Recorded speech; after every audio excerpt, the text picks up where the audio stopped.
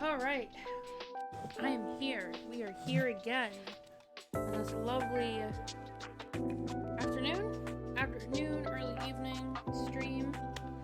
We've got a fun little craft here, a way to trick myself into some motivation today to get some stuff done. Similar setup as it was for painting and or perlers, if you've caught that stream at all. Or stream, sorry.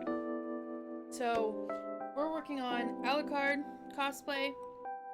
He's a character from a manga series and anime. He's Overlord vampire dude. And, yeah, there's some content related things I can't talk about on here because I don't want to get flagged. But that's what we're working on. We're working on the hat today.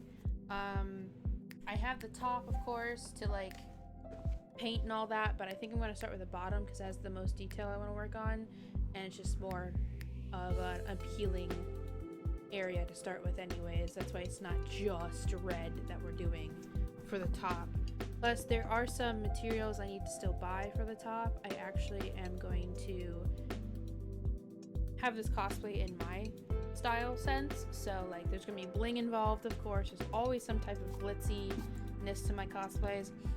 But I gotta get more material for that eventually. So if I get to the painting of the hat on the top today, that's fine. The other parts can always wait, but this has the most like blending of colors we have to work on, and that's black and red. A lot of black and red we're gonna be painting on here. And then cleaning up the whites of the eyes I'm gonna do last, because there's no point in putting white on there now if I'm gonna accidentally get black on there. So we're gonna do that last. And this also lights up. I can show you guys that now, actually.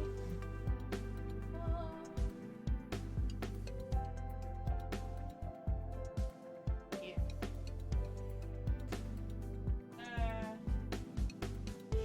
I got you guys. I can show you. Ta-da! And it lights up. So when I'm wearing it, got glowy eyes. So that's cool and nifty. Remote nearby. Ugh. Might as well. So yeah, that is the effect of the eye. Honestly, I mean, it is spooky season time. If I really wanted to make them look realistic, I might go out and get some latex even after the paint job and layer latex over that, and then add a few more like special paint over that. Maybe some eyelashes. Well, actually no, I don't need eyelashes because ain't no eyelashes in the game at least. But yeah. That's what we're working on today, and I got my tunes ready for me to listen to. I got my paint, a hat with taped up little nightstand table I use for a lot of things, so I don't have to drag in that giant table in every single time. If it's a small enough craft, I can just use this. Cool enough. Then I got the spare table that's just a thrifted find we have that I kind of park around the whole house. Got my smoothie. I realized what's wrong with this damn smoothie. It's the berries in the mix that make it sour. So I don't like it. I don't really like it. I've gone through 3 different variations of it, and they were all failed, and I couldn't drink any of them. And my fiance drank 2 of them. And then today I finally had like the correct juice to put in it, and I even added like pina colada, like chocolate frozen pineapples. But they call it pina colada, but it's just a pineapple with white chocolate all over it. And I threw that in there thinking, yeah, this is gonna be a perfect sweet smoothie. Finally, it's gonna be sweet. Nope. No, it's the berries. They take out every other fruit that was put in there. So I'm gonna drink what I can. If my fiance wants it later, he can have it. But I'm not impressed. I'm gonna get a different mix next time with no berries.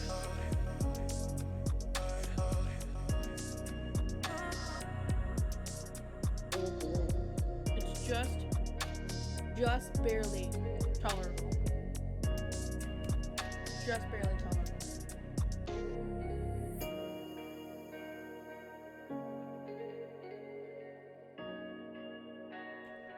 Thought I was gonna reward myself today, and it just feels like a punishment. That's okay.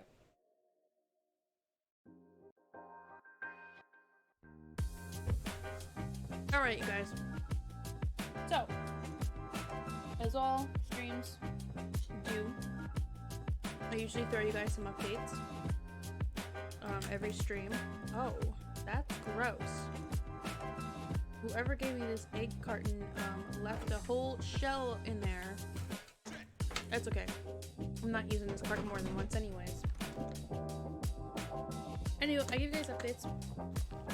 I went out for lunch today. It was a very nice lunch. Haven't been able to leave the house just to leave the house and have fun in well over a month. Because, you know, when you're stressed, you tend to recluse, and I've been very much over the top stressed. So I've been reclusing for a while now.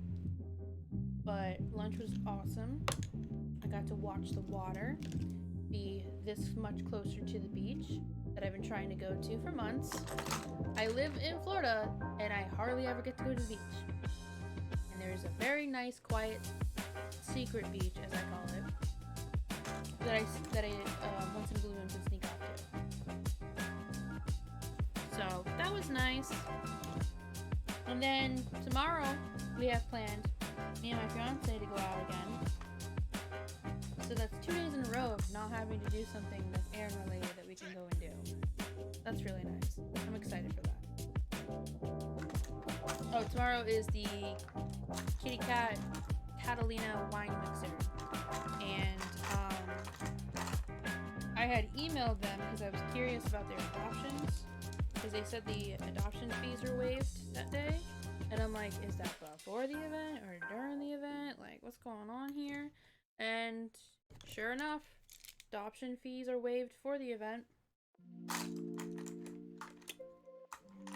We're a whole step closer to considering a cat.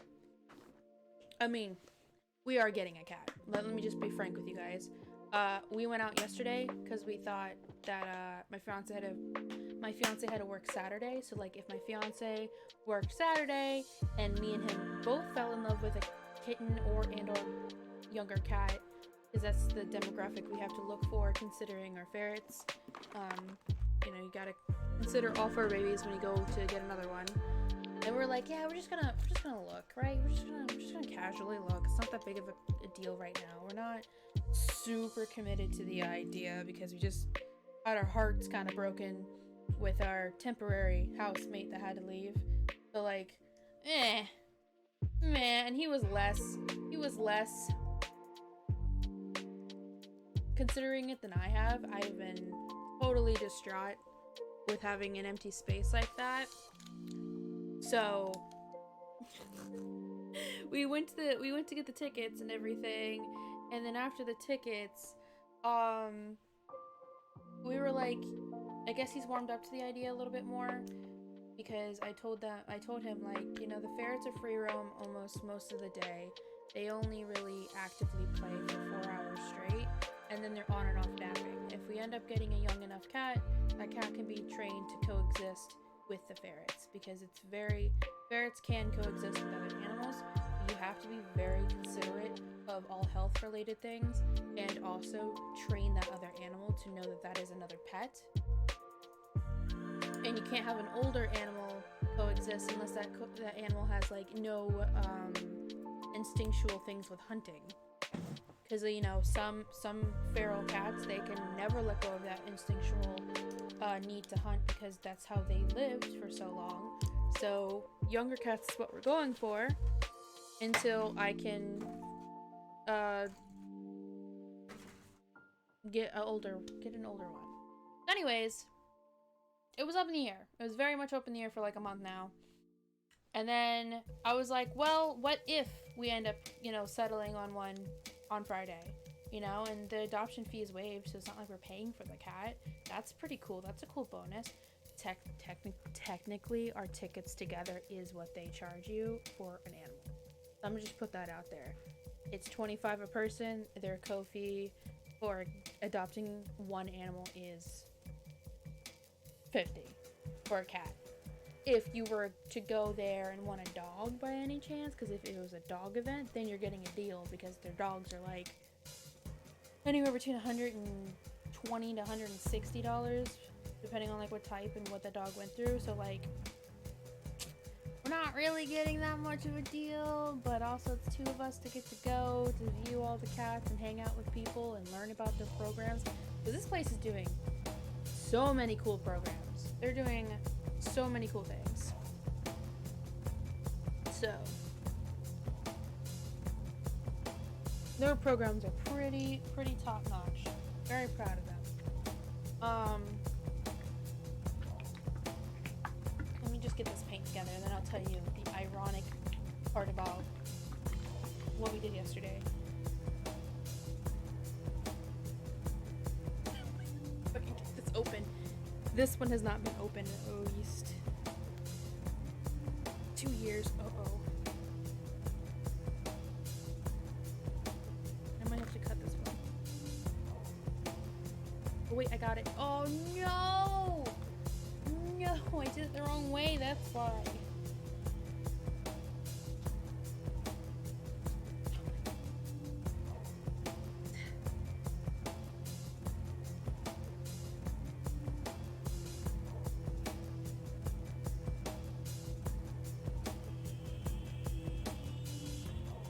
Ooh, that's a lot of paint.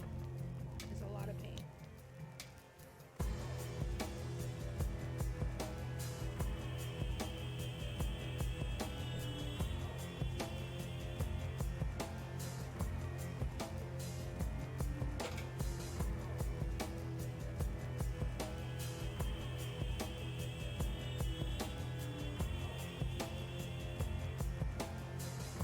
Welcome back, anyone who might have had to watch an ad. I just got paint put down and then I can continue my story because it's kind of funny. So I grew up with cats. Alright, some back preference. I have experience with cats. Most of my family, if not all of my family, has owned a cat except for my dad's side. So everybody in my house, mom's side, like literally all of my mother's side has owned cats. So very frequently has been around them, and I know what not to do due to stuff that happened in my childhood because of stuff. TikTok has all of that information if you guys are curious. But so I have like experience and I know what to do with cats and dogs and horses even, and goats and cows and chickens and ferrets now. So like, it's all good. We educated in this home. But so that wasn't what was worrying anybody. It was more of just getting attached again, because like the thought of your babies, your animal babies getting old is a scary thought. Like, our ferrets are only 3 and we're already having that like ridiculous existential crisis thought every once in a while about them getting old. There's mainly that. Anything bill related, that can be handled, that can be financed, that can be easily like figured out, because there's so many programs that help people, because they want you to keep your damn animal and keep it alive. And I have plenty of connections family-wise to know where to go and where to get the best deal and the best care. So like, it ain't even about all that. It was just the emotional attachment. So with our crazy emotional attachment we weren't expecting to have with our temporary fur baby housemate, we realized, oh yeah, we have our own house. Oh yeah, we did have technically that agreement that whenever we get our own house and settled, you can pick an animal if we can handle it. Well, if I can handle strays and somebody else's cat, that I didn't really volunteer that much responsibility, but I handled it as long as I could, then I can handle my own, because whatever. So we went to get the bare minimum of supplies yesterday because we thought we were going to be busy this weekend. Sorry, I tangent way too much. That's why I go live, so y'all can hear my tangents live. But we went to go get the bare minimum of like what we would need, whatever age we would need. You know, a decent litter box for any age. We would have to alter it for a younger kitten, but that's just adding steps. we crafty bitches out here. It's an easy craft to do. Some litter. That's all I wanted to get, and like deodorizer for it. That's it. That's all I want. And he's out here picking a scratch pad and picking a collar without even like, he literally just handed it to me. And I'm like, okay, at least you knew to grab a breakaway collar. Cool. And then this random lady, oh, he also got training spray for like them scratching. Apparently that helps. I told him if it causes any little bit of like symptoms, we're not going to use it. We're going to go for like the sticky paper stuff. Not paper, it's like a sticky plastic stuff that just enough on your furniture so that like it's of the cat height and they won't tear it up. Because the cat that was living here tore up the wood so bad on our door frame, we have to replace it now. But that's really annoying. But she was a sweet baby and bored, so I can understand why she would do something like that. But anyway, scratching pad, he got this spray thing. He was already thinking about bowls for feeding and watering, and I'm like, I was gonna kind of order it later on and just use like something basic at home, because I know that they have to have lifted food bowls and more open food bowls because of their whiskers and everything. So we got a starter bowl. I still want to get the little more expensive ones down the line, but it's still lifted and they're still wide enough. They're just like very bare minimum basic.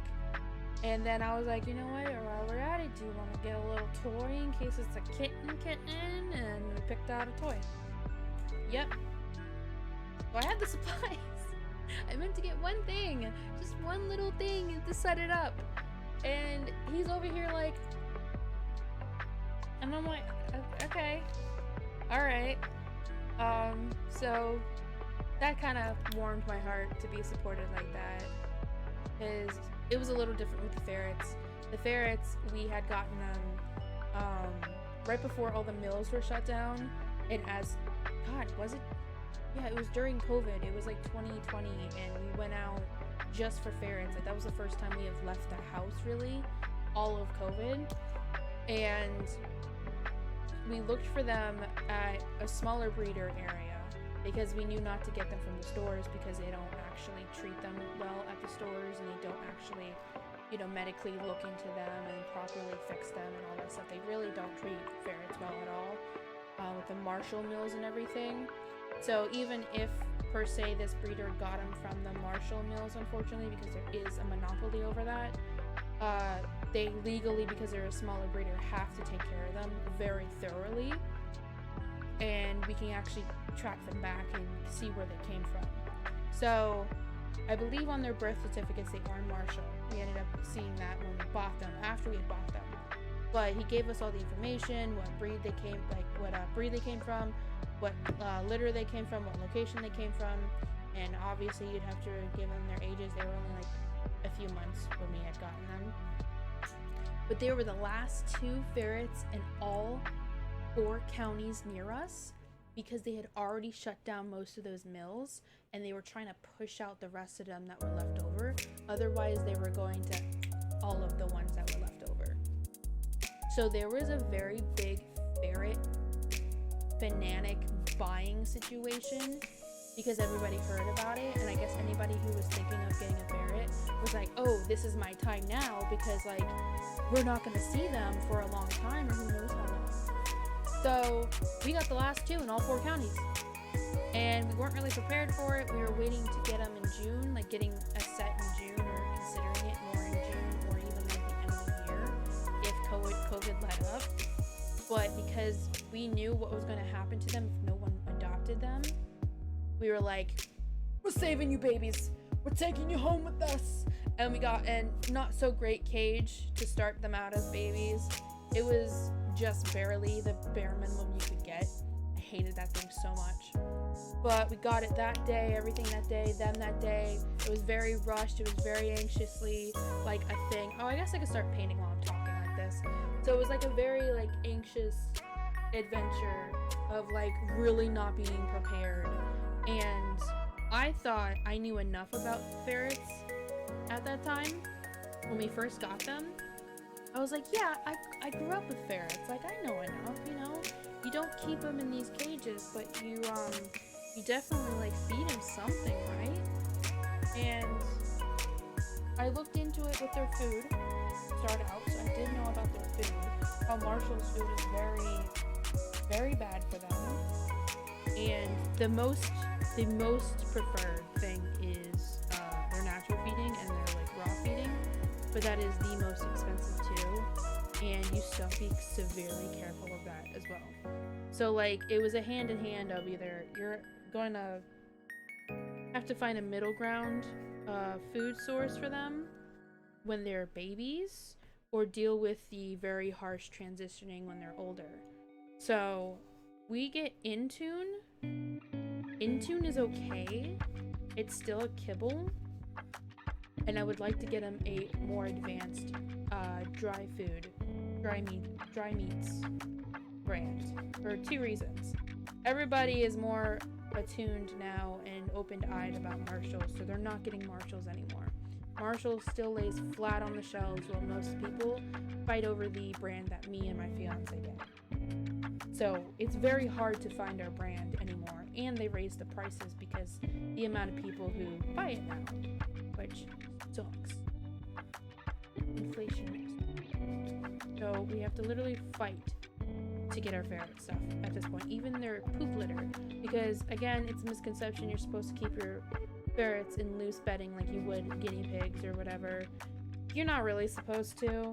I mean, you can per se, but then you're risking the chance of their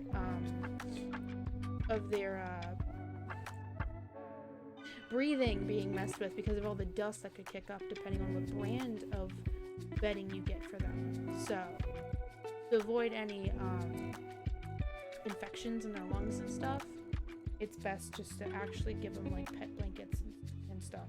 That way they are not high risk of lung infections and stuff like that. Like,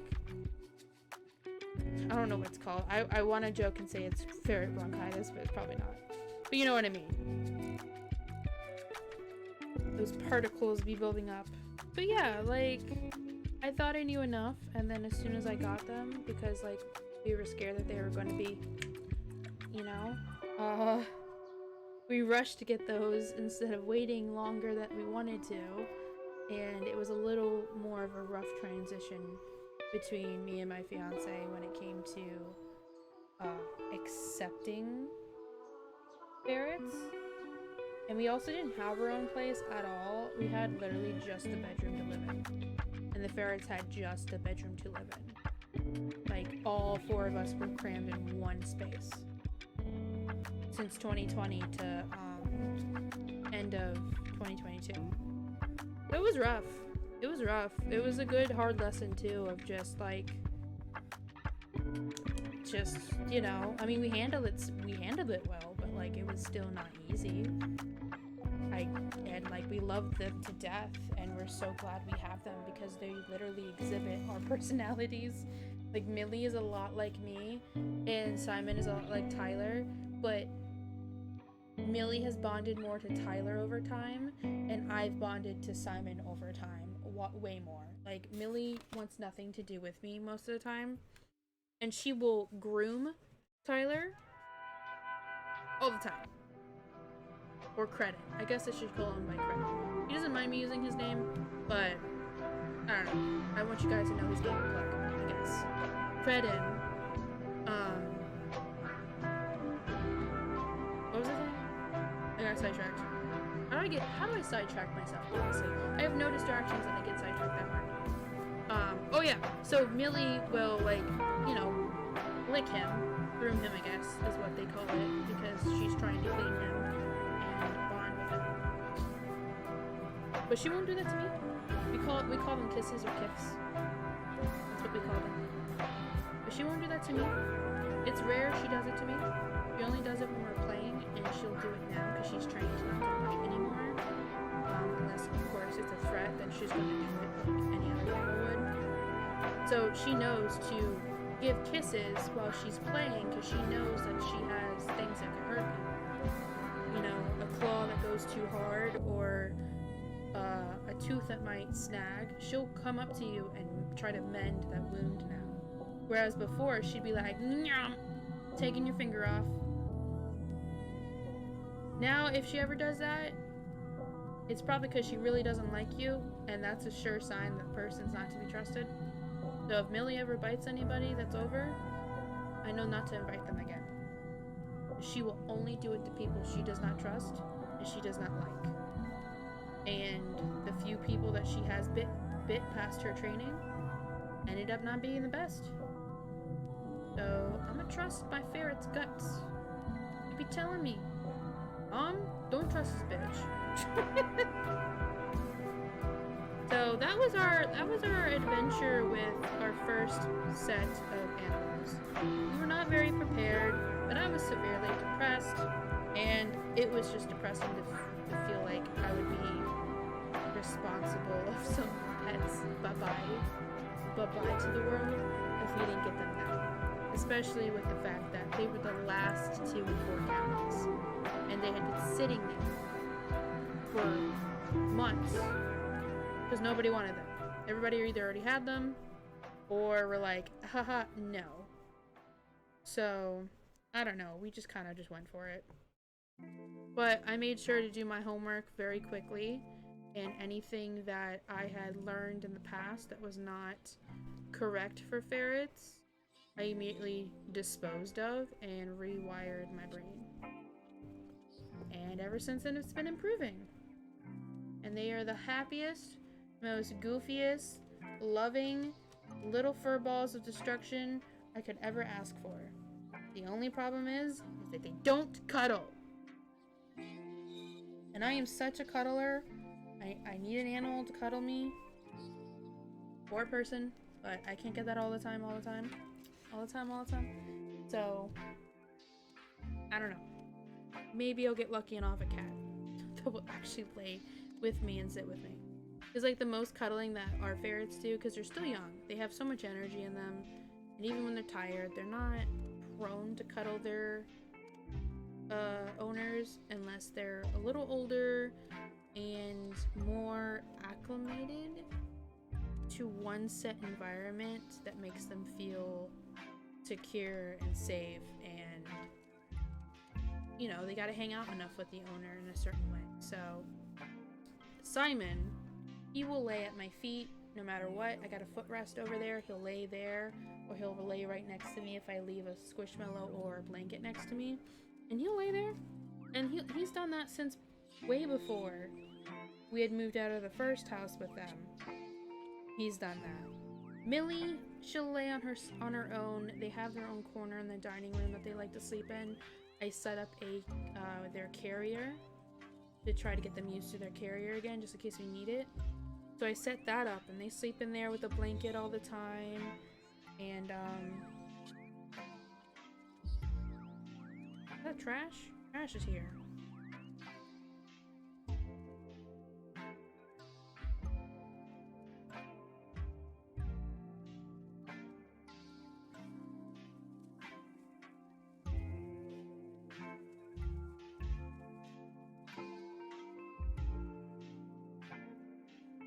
Anywho, they nap in only like 2 spots other than their own cage.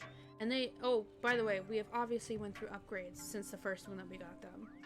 And they were all like, let's not commit too hard on it, but still I would have rather had stumbled across the right cage the first time, or the first official time of getting a proper one for them, than going through the 2 mistakes that we did, because that was a nightmare. And I never want to go through that again. I will cry. First one was when they were very itty bitty babies, and that was just because we were last minute and we couldn't order the one that we wanted. And then because of how expensive it was to start up having ferrets, we then just stuck with that one until they got too big for it. And then I tried to do an alternative, and that alternative turned into a flea infestation. Because one, the dogs that were living in the house were actually not being treated. It's a very obvious sign that they weren't being treated for fleas at the time. I was a little upset and peeved that I was kind of lied to about that.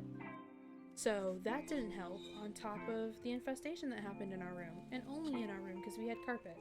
And that was the only place that they would actively stay alive the longest. So I just fucking chucked that cage as fast as I could. I was like, I can't do this. So we took off the top that caused the issue, and then we kept the bottom up until we moved out of that place, our first move. And we didn't even bother bringing the new cage in because we were fighting that infestation for months at the same time of me having to leave a lot and us having to leave a lot for traveling because we had a bunch of events we had to go to. So we decided to I freaking love this thing. It's amazing. It's like a giant little hotel for ferrets. It can hold up to 6 comfortably, but preferably 4, depending on like how old they are. So we only have 2. That's a lot of room for 2. And they now free roam in their own house now. So unless I'm doing this type of project, they're always out. Or I'm like exhausted. So, yeah, it was hard. It was a hard setup, and I don't want that being for any feline we bring in because that's gonna suck. So we made sure to prep ahead of time, be very choicey and kind of picky with what cat we get. I don't like to be very specific because I know the crisis when it comes to the amount of poor animals that are at a certain age that don't get adopted out because of how old they are. I don't like to feed into that stereotype of like only looking for young ones because every age deserves a home no matter the age, the animal deserves a home. But unfortunately, to keep our animals safe that we have, I have to get a little younger so I can train. Just in case. And I'm like talking 5 years and younger I can get away with. But I would prefer a kitten or 2 years the oldest. And right now there's a really weird kitten surge going on lately, and they're having a hard time distributing even the kittens out. And I hate to fall into that category of not being able to take a male in right now. I can't. Because again, the ferrets, like, just don't want territorial issues going on where he decides to urinate everywhere just because a ferret is out and actively using the bathroom anywhere but their corner. Because that will happen. I've seen it happen. The male cats I grew up with, because of the ferrets that would come out, they were not trained, so they were going everywhere, but it can be cleaned up in a reasonable time. But ours are trained, and every once in a while they can't make it to the cage because they're across the damn house and they gotta go. So they do go in one of their chosen corners where they have one accident every blue moon, which is so much better than most households have to deal with when it comes to having ferrets. Most households, I've heard that they have always had to clean up because the ferrets just don't make it. Ours reasonably do, which is surprising, considering like how much they ferret around, basically. So that was our journey with our ferrets. You understand a bit of a backstory and lore about me and animals, and why we are finally deciding on a new fur baby.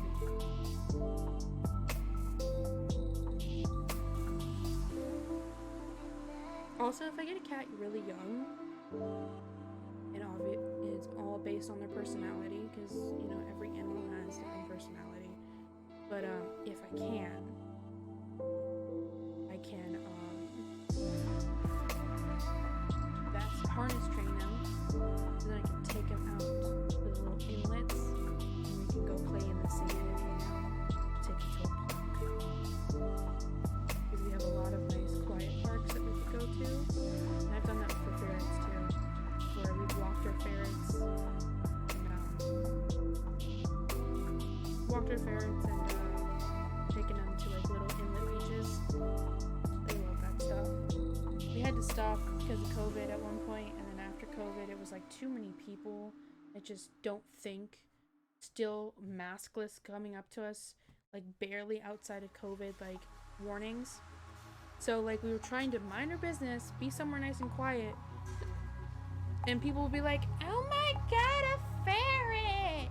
And they'd come up to us, no mask on, we're wearing masks, you know, in the middle of the day, away from people in a park, and they're just like, "Oh my god, a ferret!" And they come up to us and breathe on our ferrets, and I'm like, homie, like, I know we're making the choice to be outside, but we're making the choice to be outside far away from people. Get away from us. And we're just trying to give them some fresh air because we've been trapped in one room with us and we've been going crazy at the house. Like, excuse you, go back to your dog and leave us alone. Like, it's nuts. So we stopped taking them all together. It's just not worth it.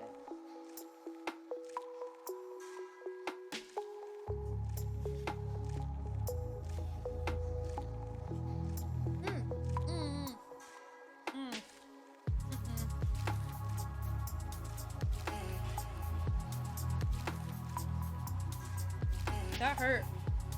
I bit my tongue. Just trying to. Ooh. Trying to move a fruit and bit the tongue. It tastes blood. Gross. I'll be right back. I'm gonna go grab a water because I don't want this.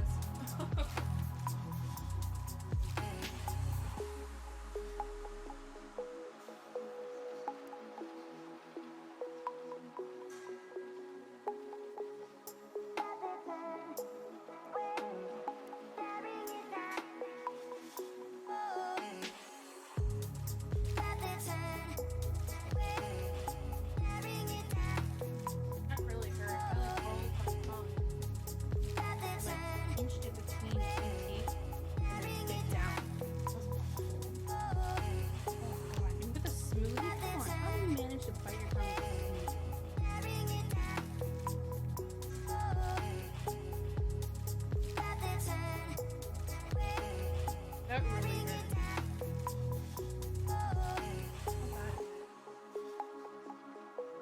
Oh yeah. 1 second. I'm gonna go medically examine that in bright light. Right back.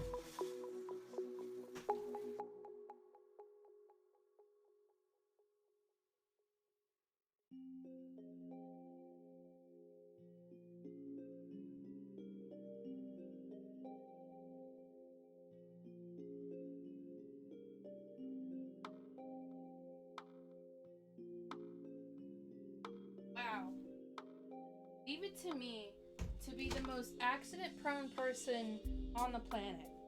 I bit a chunk of the tip of my tongue off, and yeah, now I'm gonna have to, like, annoyingly keep an eye on it so I don't get an infection. That is so frustrating. I just got over my latest injury that lasted weeks and left a scar, and now I just did that to my mouth. Leave it to me to always be injured.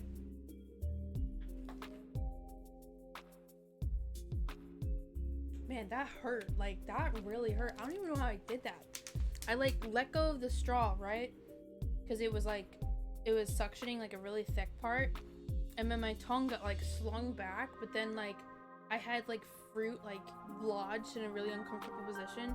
At the same time of it, like, being in that transition, something happened where it got pinched really bad and took a chunk. Great. So anywho, I'm excited about getting a cat. I don't know if it's gonna happen this week. I can't have my hopes too high. There's a lot of 2-month-olds there, apparently. There's a lot of 1-year-old ones that I have 2 on my top tier list. I originally wanted a black cat. Like, I wanted to be, if I have to be specifically picky for the factor in of considering my ferrets and the scheduling we need to do for our pets so everybody's happy and free roaming and enjoying life, I was gonna be like, okay, well, if we're that freaking picky, might as well just, like, also look for just a black cat or a black and white cat, but mainly black. But as I was looking at the ones online that are available at the place we're going to tomorrow, I was like, they're not really clicking with me. Like, when I look at an animal, I can tell if I'm gonna click with them or not. I can just tell that. And none of them are clicking, but the two of the ones I was not expecting is like a pure white cat. And then there's one that's grayish and white, and they're all short-haired breeds. And then there's like a stripy one, and all three of them, I'd take them in a heartbeat. And then there's like a bunch of 2-month-olds, I think that were just taken in and finally registered online because they're recovered and old enough. And most of them don't have pictures. 2 of them do, but the shelter is like, please consider taking them both. And I'm just like, I can't separate siblings that easily. Those are out of the picture. I mean, I could go the route of they won't really remember each other, but if they're like bonded, I ain't doing that. Nope. I ain't no Cruella in this. You ain't gonna get me to do that to the poor little cute babies. Nope, I'm sure they'll find a home together. I am not going to do that. Nope. So, you know, if it happens, it happens.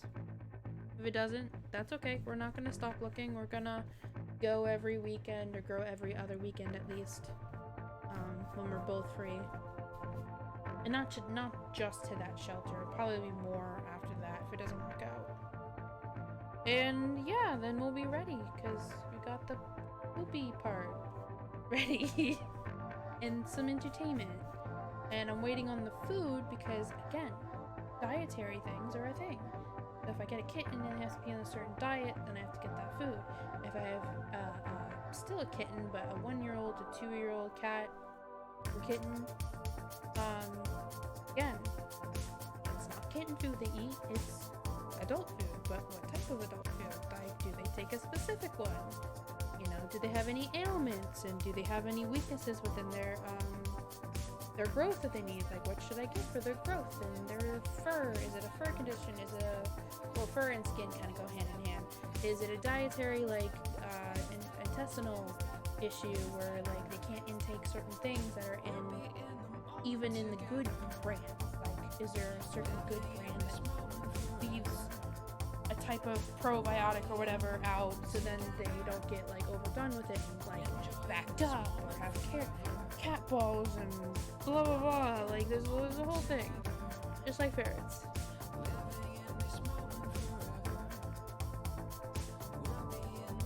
So yeah,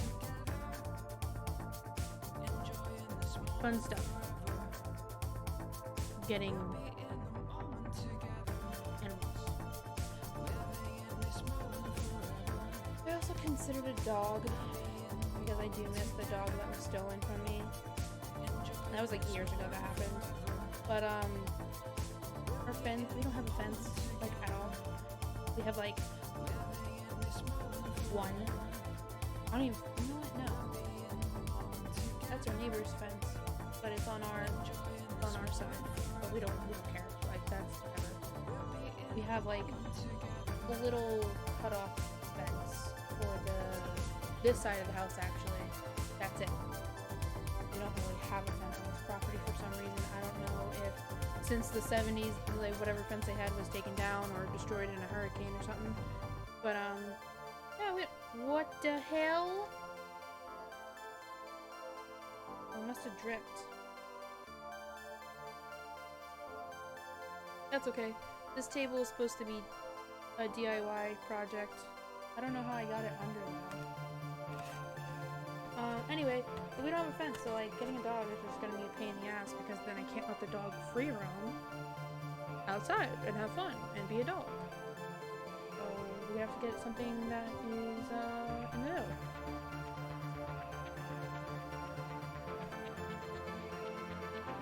And also, like, 3 is our maximum, unless we were to have chosen getting ferrets over a cat, which is actually more difficult than just getting a cat, due to the fact that the mills were dealing with a lot of backlash. Finally dealing with backlash. But because of that, they're, you know, gross not so okay production of ferrets that they were getting away with too long is not happening right now, which is great, but then there's less ferrets to get hold of, unless you're going to a small breeder, which is impossible to find. Impossible.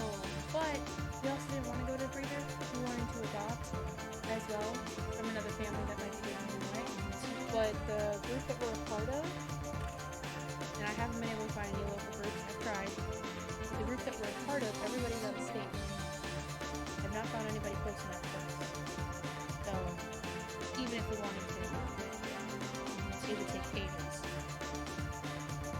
And then there's the safety introduction you have to do for these ferrets. You have to make sure that these people who try to give you the ferret, sell you the ferret, they usually just give, they don't sell it back out. You gotta get a hold of their medical records, you gotta know everything that might be medically, not good with them, but they need some attention to it. And you gotta know if you can handle that, because ferrets are actually way more expensive. Harder to get care of. We did find some local places that will take care of them, but they are only emergency vet techs were exotic animals.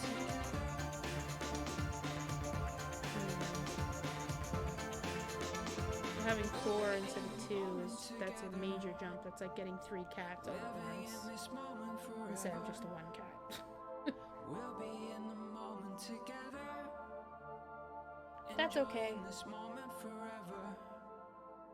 I imagine myself being middle-aged and fostering animals till they get their permanent homes anyways. One day I'll have my zoo. If, all of our country doesn't cripple by then. But then technically if it does, then I can just, live off land and then have my zoo. And the animals can be free because I'm not gonna pay for them if the economy cripples. I'm gonna be like that one ferret lady from the breeder shop that was going around Facebook and TikTok. She put a freaking ferret in her cart. I think it was in Alabama. She put a freaking ferret in her cart with her kids with her. Took the cart, the ferret, into the bathroom. Shoved the ferret, I think, in her jacket or purse or something, and then walked out with her kids and the empty cart. And apparently it's a custom for them to leave the tops open for the adults at least to check out animals, because they thought the adults would be the reasonable ones, right? The adults would be the ones not to be stealing animals. So that place had to lock up their tops so nobody steals another animal. Oh, and before that, it was a bird that got stolen. How the hell does someone get away with taking a bird out of a pet shop? Like one of the smaller breeder pet shops. It's not like a Petco or stupid crap like that. And I was like, what the hell? Yeah, she just walked out with a ferret. And ferrets move around a lot, so for that ferret to stay still that whole time while she snuck it out, that's insane. If I'm just imagining just trying to get Millie through somewhere, Millie would have already jumped off of me and tried to climb the nearest shelf because she wants to be tall. And Simon, he would just plummet to the floor because he's dumb and he doesn't have brain cells. I love him to death though, but that ferret does not think at all. There's not a single instinctual thing in his brain. That sweet baby just... A predator for a ferret would be looking him right in the face and he would not even know. He'd be like, oh hi, are you a new friend? Do you have food? No? Alright, well I'm just gonna go wander over here and turn my back to you.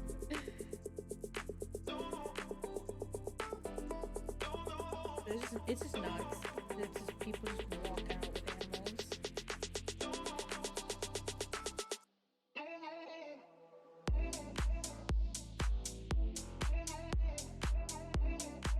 I'm so glad I decided to use this red. This paint is so freaking old. It is Craftsmart. I love Craftsmart. Just bright red. I don't know if I can even see what year I got it.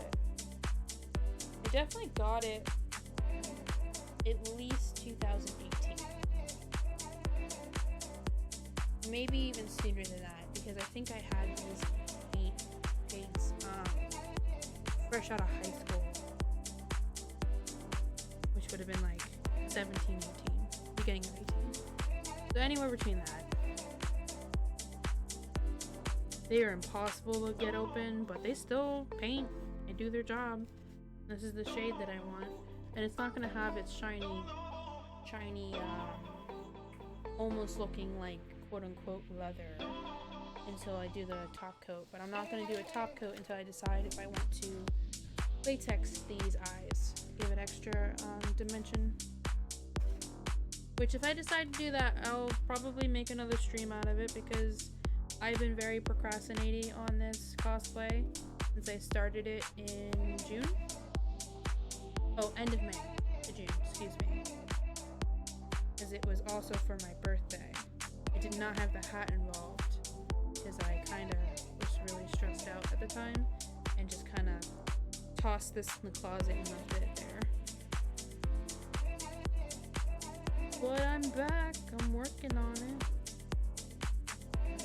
While I talk about life stuff, because I just spent the afternoon with a family relative, and I talk so much with people that I hang out with.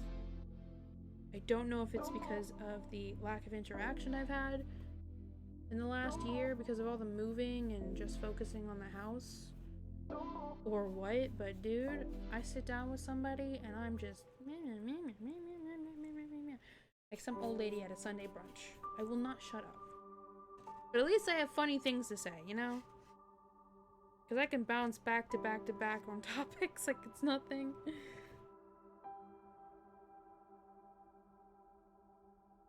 I will do whatever progress reveal I work on today on TikTok, either this evening or tomorrow. Because I am really excited to get back to them. After this second coat, we're going to start working on the oh, why'd I do that? We're gonna start working on the eyeballs.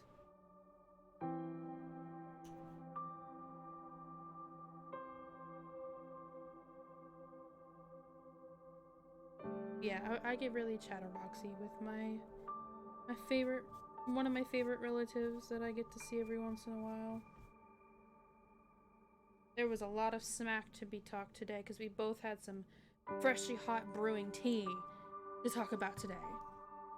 And some good updates and some bad updates. Because we hadn't seen each other in like well over a month.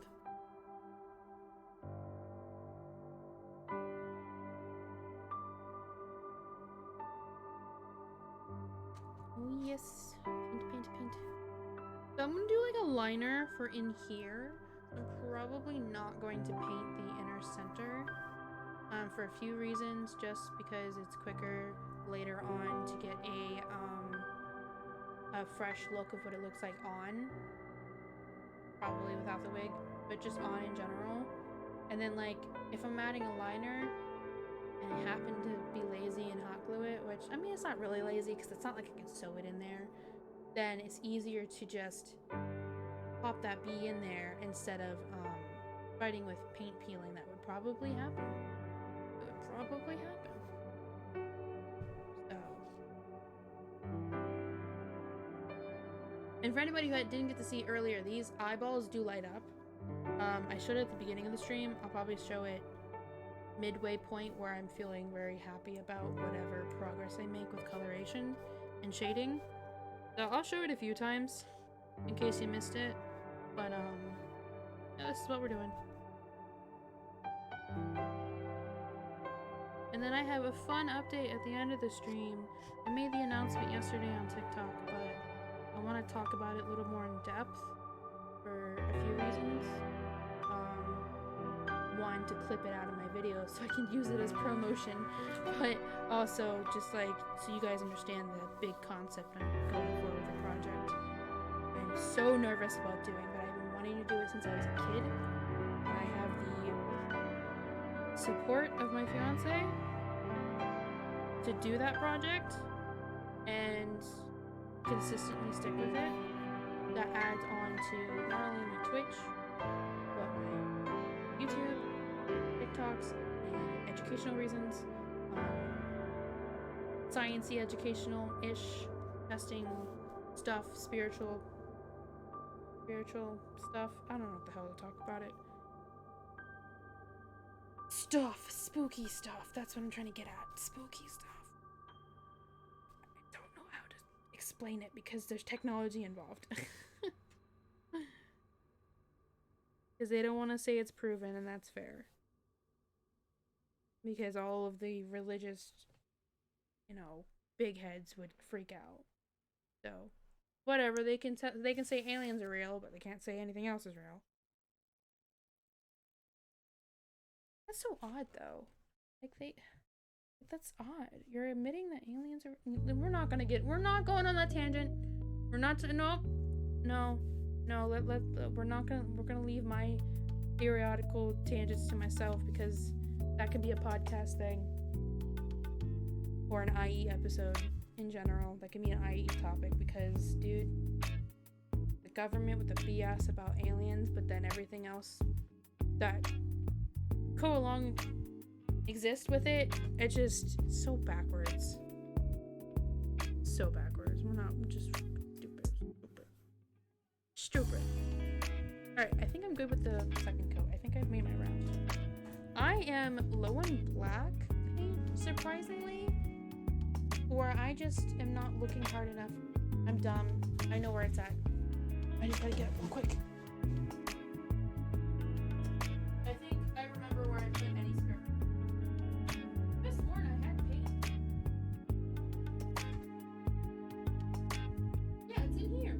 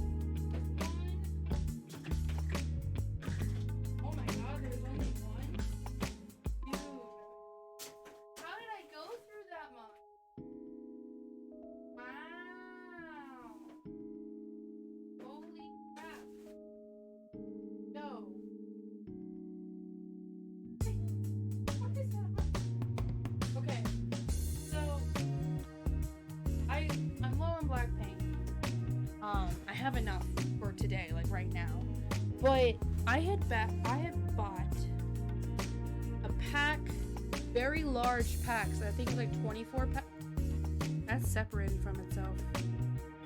What is this on the bottom of it? Why is there candle wax on it? Whatever. Alright. There's candle wax on it. I bought a 24 pack of all black and all red. It was on sale like 2 years ago, and I guess I just did enough projects to run out of the 24 pack. I have these 3 left, but sorry, I don't want to like yell in your guys' ear. Oh god! I only have half a bottle each of these, and then this is a full bottle that's still wrapped. So looks like I'm gonna have to get one of these again, because I had one of these and it lasted forever. With the white one, I still have the white one. I have a quarter of it left. This one's actually relatively full. And it lasts freaking forever. Now, I do recommend don't do what I did if anybody likes to paint here. But don't leave it wet around the rim. it'll build over on in time, and then you can't get it open. The white one's much worse. This one I did clean enough, but the white one is so much worse. Okay. I heard my phone go off a few times. Let me make sure that's nothing important.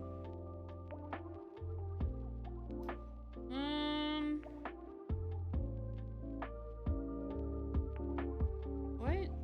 Was that me? Or did someone come home?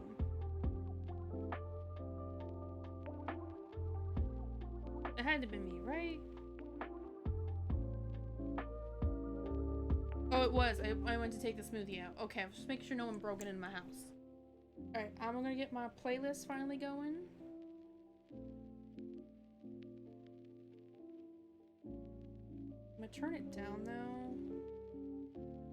Because I have a tendency of, because they're noise canceling, so like, I'll talk too loud. Just need like background noise. Because you guys got your background noise, but I have a different background noise. I have the copyrighted music. Oh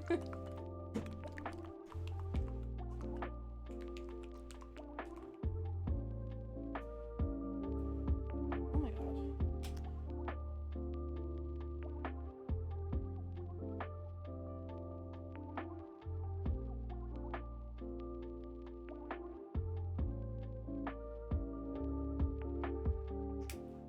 All right.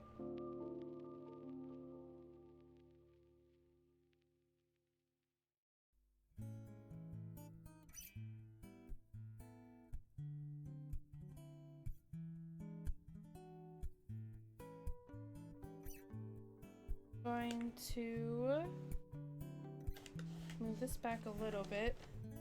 I can juggle this. So basically, what I'm gonna do is, you know what? I should have probably put up a reference so you guys can see what I'm doing. Maybe I'll do that next time. But it's basically a lot of black and red, and then I'm gonna do like my fading stuff later. I'm just getting the colors kind of squished on there now.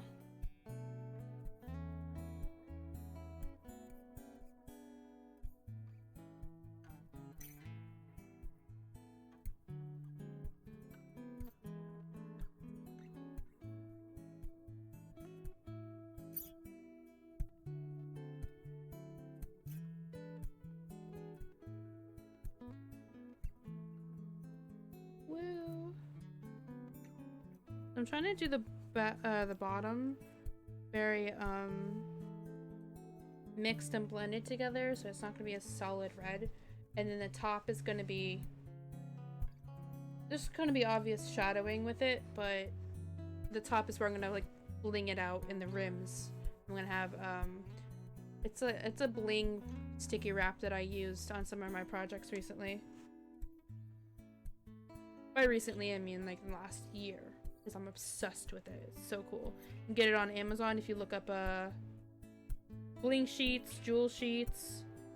Usually it comes in a paper form, paper size cutout form, and it's like a sticky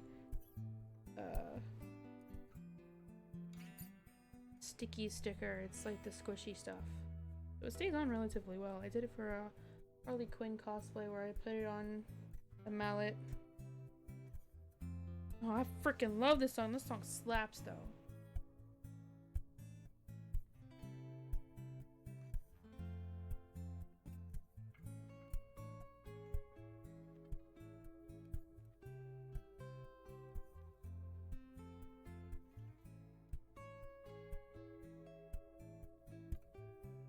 A lot of people get confused when I end up muting myself when it's slow, and I'm just like, I'm gonna listen to my copyright music and kind of like off mic sing to it because I can't help myself.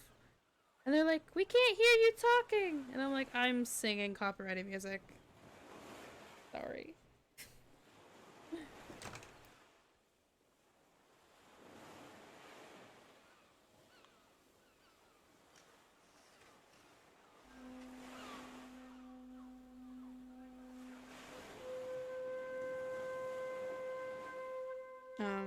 The music I've been really slapping to lately is AGR.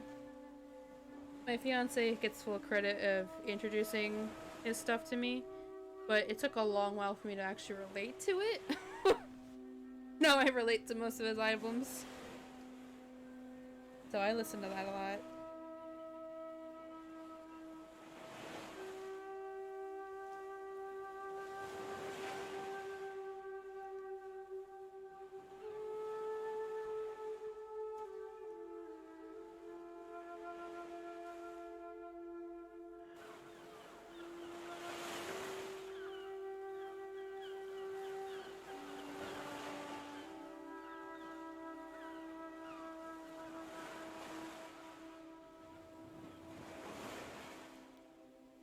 I'm super nervous about how this is gonna turn out. Because I'm just doing the block coloring. I'm not doing any like the crazy shading yet. And I'm like... The last time I did a project with a bunch of blending, it was my birthday cake, my fake birthday cake. That was like a different structure. It wasn't really foam.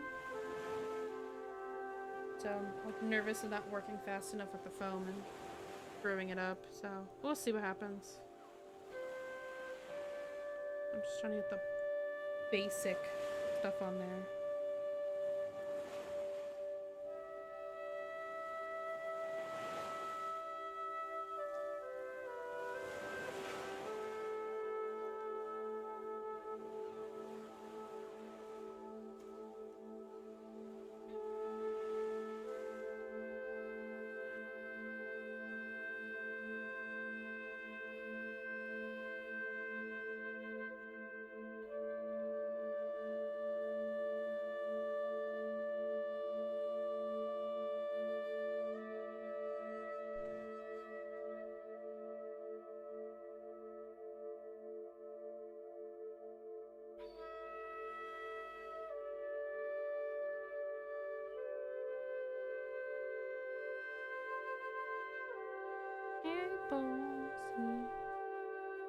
Baby, I was also considering for this cosplay, that just reminds me, doing latex eyeballs, like, growing out of my face for, the convention I'm going to this year.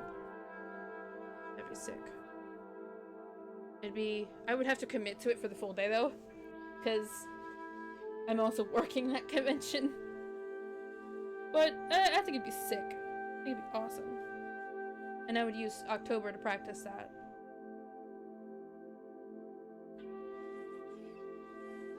So I have this month to figure it out.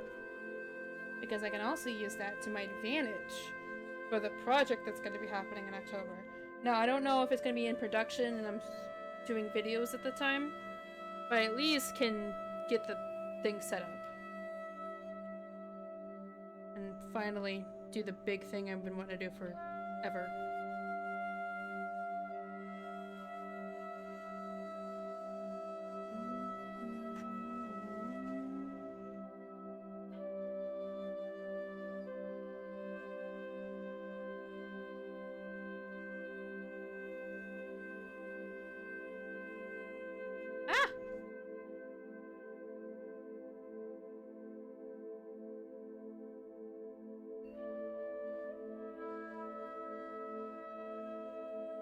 So, I know the eyeballs within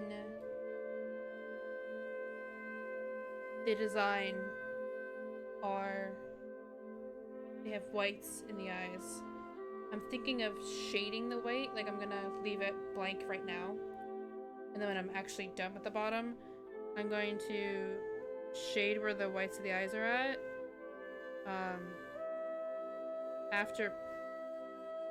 After painting it white.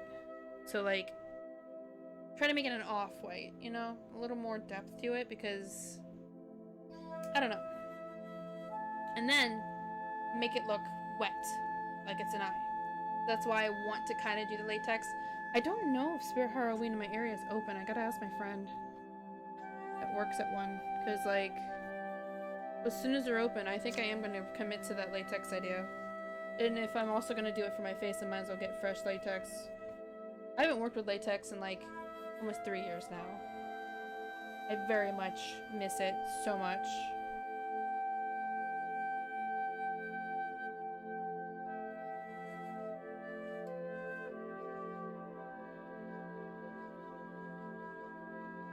I used to do some pretty gnarly special effects stuff, and I could have committed to it. Probably did pretty well with that too for YouTube, but I don't know. I just kind of like got like really out of my zone when it came to art for a while. Until I had met my fiance 3 years ago, but I was still recovering from that burnout and crazy stuff I was going through.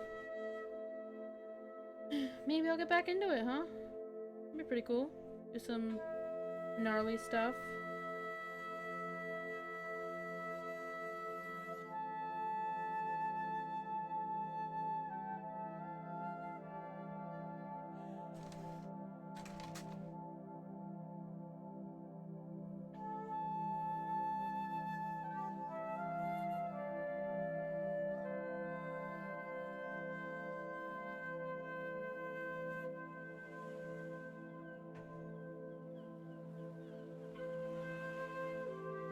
Maybe I could do like a live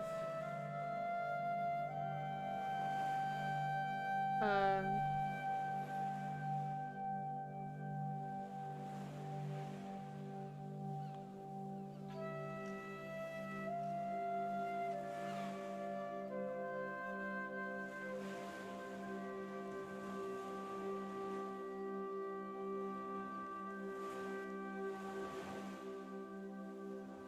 wee.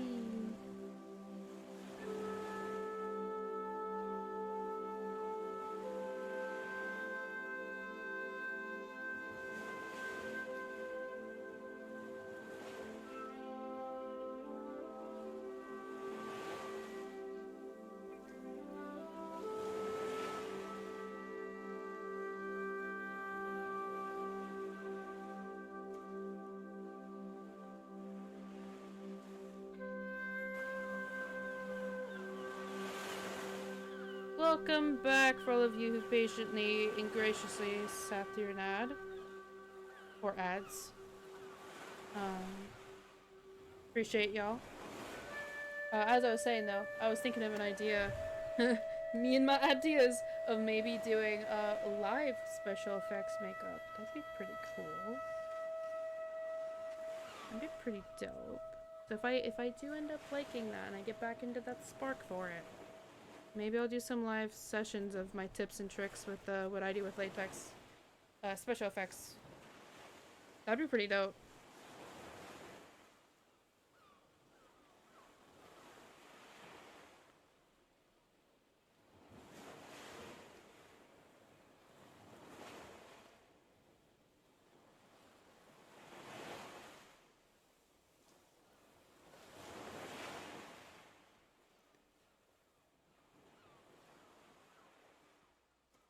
I have a lot of ideas of what I want to do for my social media. It's just, you can only do so many at a time.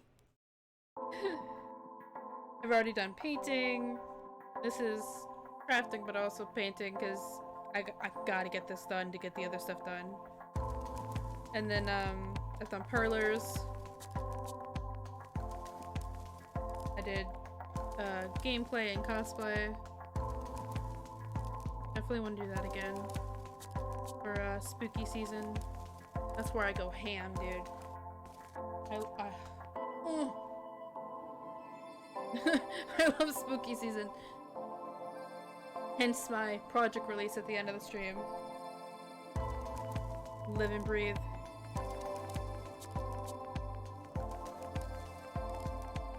If you guys want to know it now, it is already on TikTok, but I want to talk about it on here because I like to give you guys updates. A little easier than making a YouTube video every time there's an update. It's just a community vibe thing.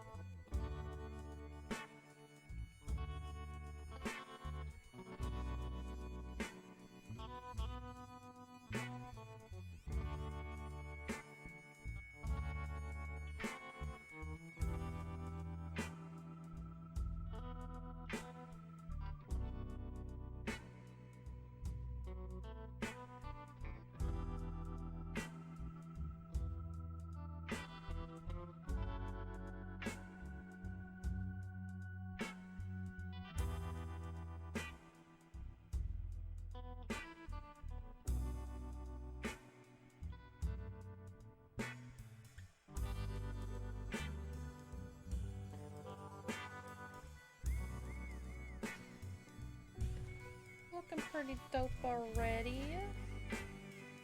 Not so shabby for just color blocking. Is this leaking? I can't tell. Because I want to put it just on the hat. So you just set it here. And rotate it as I go. I'm gonna have it closer to me. This is my painting clothes. I specifically got clothes to craft in because I ruined my clothes that are comfort wear for the house. It's been a huge habit of me for years now, where I'm talking years. I'd be like, yeah, my nightie is so cozy to work in. Paint everywhere. They get ripped, they get burnt, the hot glue, super glue, latex, makeup, you name it. I have destroyed comfort clothes. Just, you know, you want to be comfortable when you're working. So like, these are comfy. They're not like crazy comfy like comfort clothes would be, but they're good enough. And over time they'll have their own little design.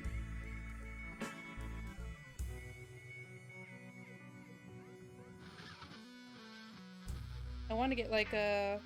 I wanted originally to get like a long sleeve. It's like a denim jumper suit that people use for like construction sometimes, or art teachers even get them. But they're expensive, and it's like a needle in a haystack if you want to thrift one in your size. You'll find them. You'll find one. Never in your size though.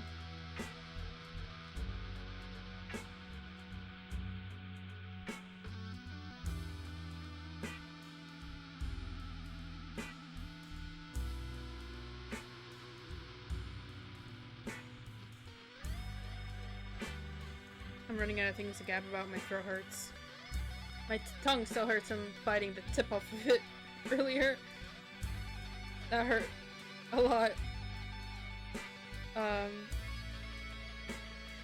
How about that weather? There's a Category 4 hurricane out in the seas right now. I'm on the East Coast. Hopefully it'll continue doing its little turn. Because we just got our house. I already have to face a Category 4. I'm not leaving, but... God damn, dude. We won't know till like Sunday what it's actually gonna do. Most of the spaghetti noodles say they're gonna go and turn like the other one, but there's more and more collecting that might hit us, so I'm just like, really no.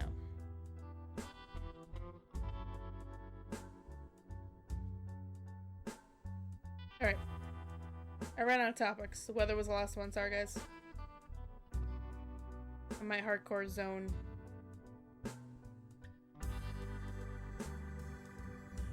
Oh, I can't keep this here.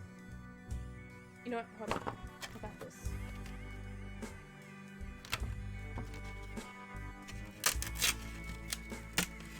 I'm not using...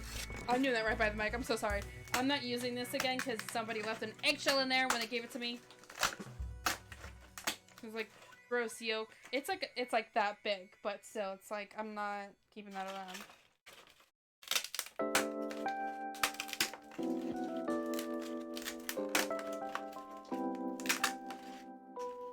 I'm too lazy to get up and get scissors.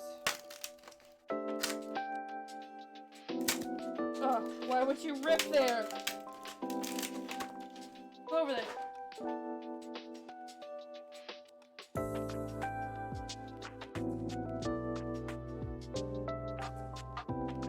don't care about these notifications. I'll deal with them later.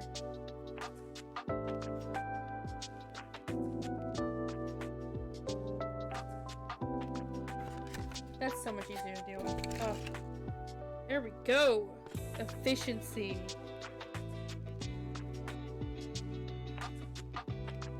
Oh no.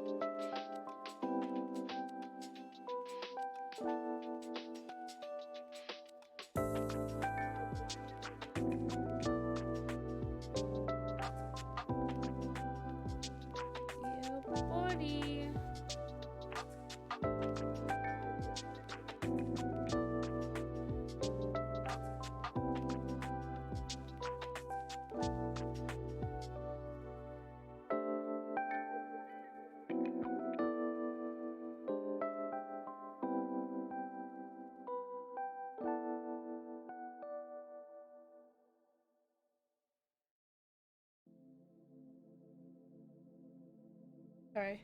A song from A Perfect Circle started playing.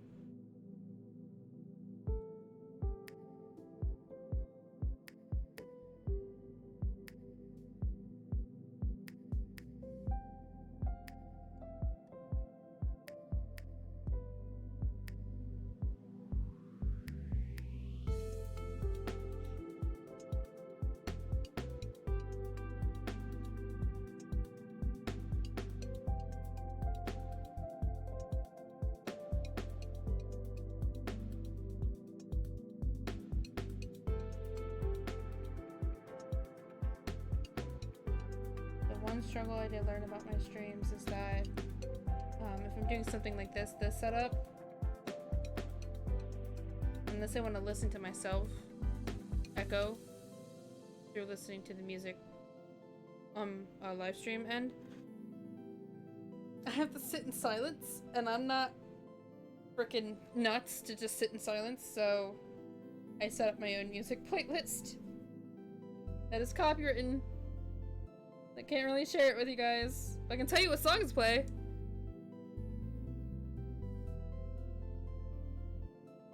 I gotta really make another playlist so I have a little bit of a mix up. I found some more songs that I really like that would give like a generalized vibe that I do for all of my streams.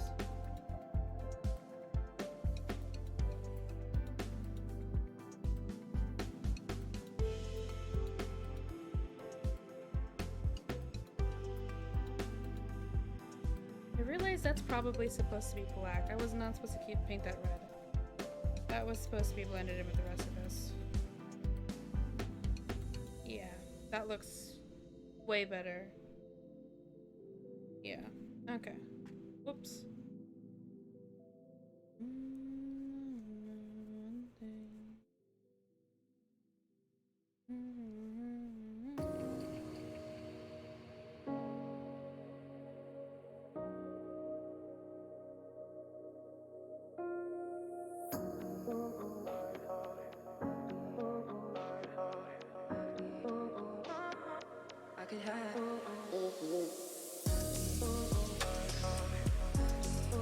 Also, for those watching, I'm gonna just throw this in here because it's already announced.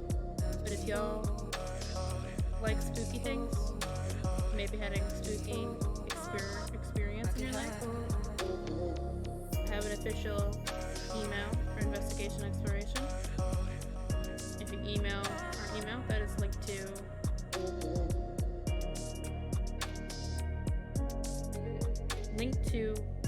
my story highlights under IE on Instagram, link to our official investigation exploration page on Facebook, and or talked about on TikTok. I have an actual page for us now. The email is investigation explorations, so we just add an S to be approved on Gmail. So at gmail.com if you guys want to. Or request a PDF form to tell me your scary stories that you've experienced. And we read out YouTube to see and discuss about. So, got any cryptids you came across? Got any ghosts you came across? You want to talk about it safely and judge free? You can be anonymously and or username based read out to YouTube. So, plug. Actually, I really don't want to confuse people. I'm gonna quickly type it in over there, just in case, and then we'll get back to this.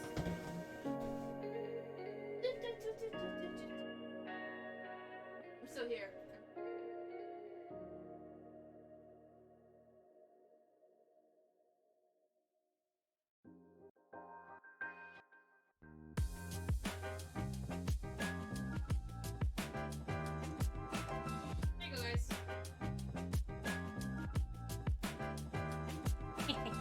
Just to make it easier, that's the email.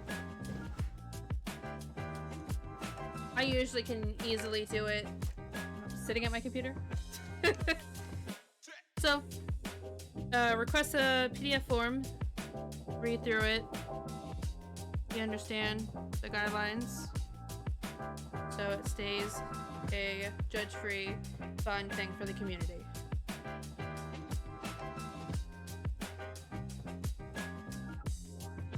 We have older and much bigger creator friends that have dealt with some weird stuff when it comes to trying to do stuff like this, so we all came up with the idea of have PDF forms for guidelines. Because there's not the best people out there that take advantage of that type of information and harass the creators. So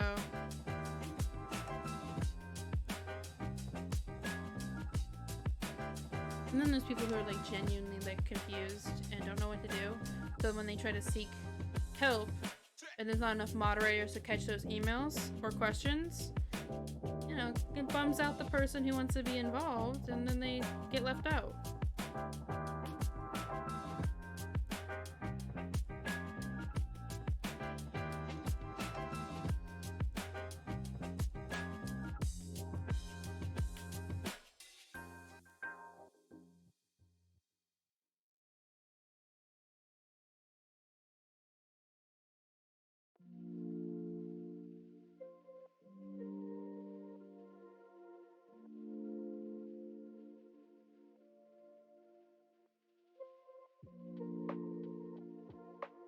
I'm gonna skip this.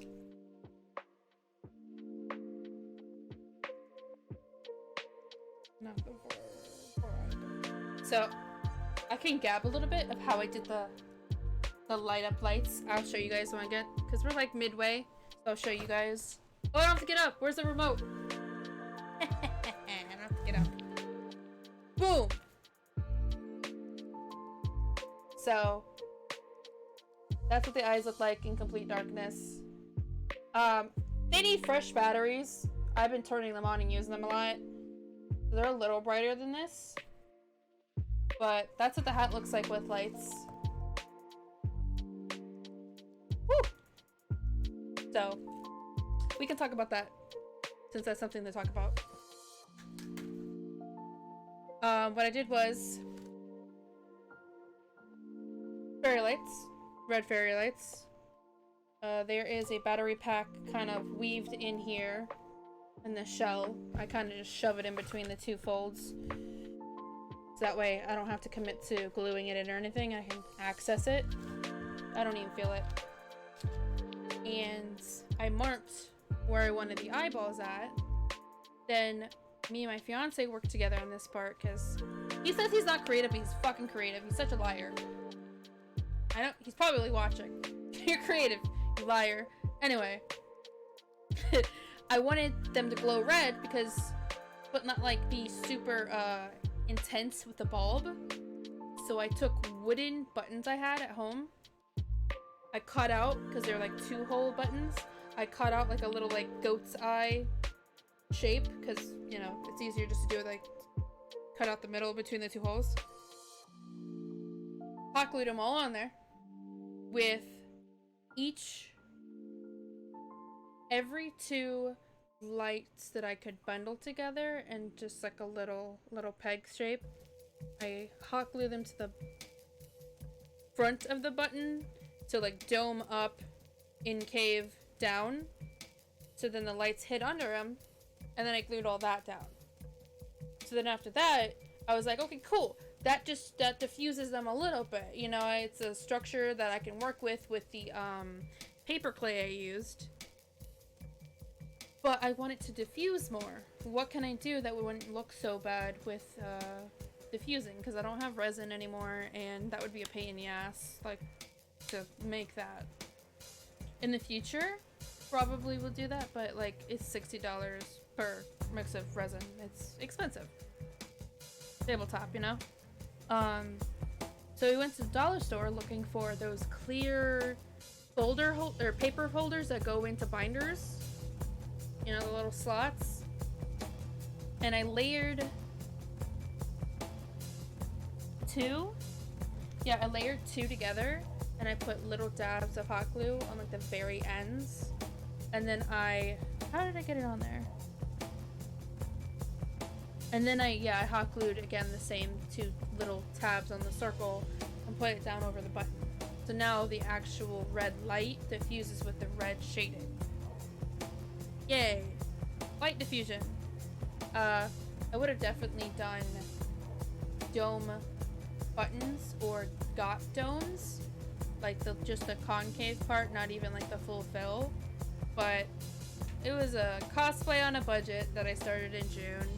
I worked with whatever was at home, and then got only dollar store plastics and the paper clay that was like 11 bucks. That stuff is awesome, by the way. It is prone to cracking because it is an air dry. So there are some things I have to fix with the eye structure, but I'm gonna do that with latex now that I'm committed to the latex idea. I think that'd be so freaking cool because it'll be realistic. Like, that'd be so dope. And then if I commit to doing the Alucard, you know, him turning into his, you know, true form, spicy. Anyway, his true form, that'd be dope. And then it'd be so dope because it goes with the whole cosplay. And I wanted to have time to make his actual like dog form wrap around me with his coat that I have. I have not his coat, but I have a coat that looks like a mix between the different forms and different lives that he lived, because he also lived as a was it a Russian girl? I think it was a Russian girl. Alucard's a thembo and you can't tell me otherwise. Anywho. But I did a mixture of the aesthetics that through the generations that his character has lived, essentially, and a tweak at modernization and my own style. Because I don't stress myself out with doing canon cosplays anymore. I used to when I was younger, because I didn't have the means and resources to even get that close. But I realized that's just such a toxic, not fun way of doing cosplay, so I just did my own thing since then. And then I stopped doing characters because I stopped performing. So then I was like, well, you know, my passion for performing, drag performance to be specific, got ruined because of the toxic local lifestyle that's in our area. So, like, super unsafe and toxic. They are no longer a thing, thank God. But, you know, the safe space and the safe idea of that kind of died with it. So, now that we're at our own house and kind of a little steady with things, I can get back to being creative and crafty. It's nice. And hopefully, with the right peeps that are into this stuff, I can continue doing it. And give all the gritty ditty little nicks and tricks so other people are inspired and they do their stuff. Because gatekeeping information is stupid. I'm always down to spill out how I've done something, because it's a hyperfixation for me. Like, it is a severe interest and thing that I could talk about for hours. If someone's like, how did you do this? Let me get all my tools. I'm gonna do it right now. You want a DIY? Let's do it right now. Right now. Let's go.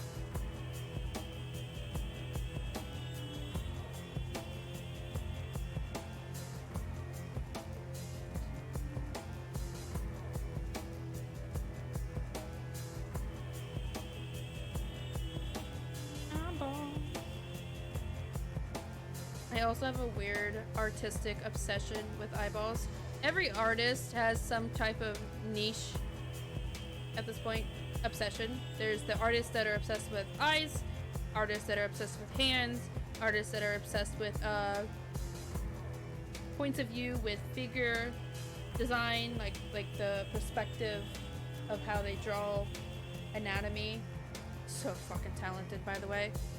Realism, surrealism, you know, animation. Like, we all have our little little crevices we all hang out at, and mine is eyeballs.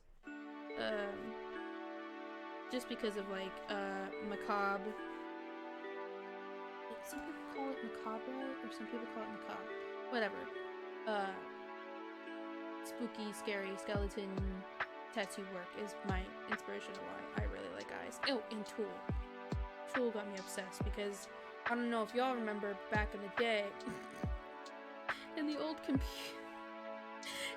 computers, when you were to listen to music, they would have like the trippy stuff that would play. I don't know if any of you guys can relate, but they would have the trippy backgrounds you would just like straight dissociate to. I would heavy dissociate to that. Like, kind of needed it in my household. But anywho, Tool had their own very specific videos before they got more artsy on YouTube that they also would have with their albums, and I would just stare at it for hours, and it would be so many eyeballs. So it's a music inspiration too. That's another reason why I love Hellsing and Alucard. I love the design.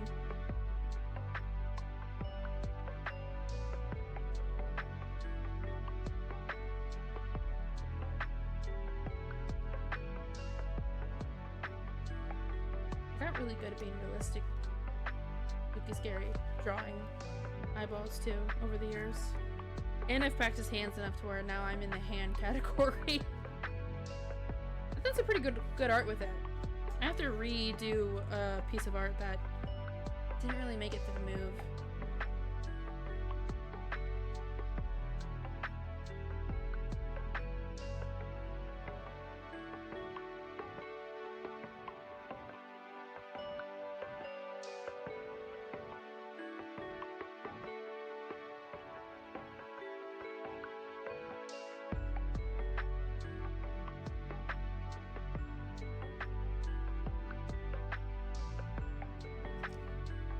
I should water down this paint when I get to doing the blending. The red is much thicker than these black ones because the red is much older.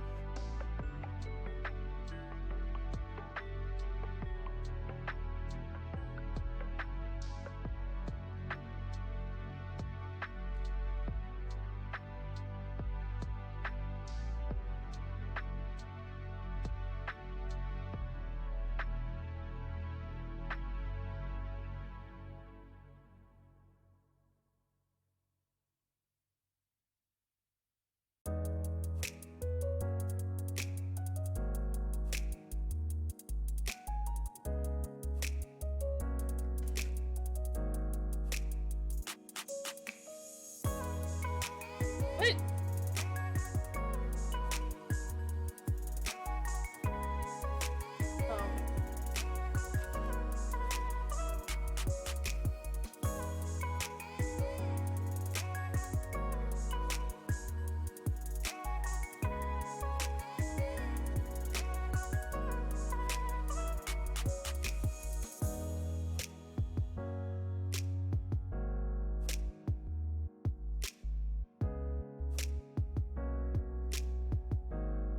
Okay, we've circled back. Got all the eyes block colored to sloppy whatever descent. That's what it's looking like so far.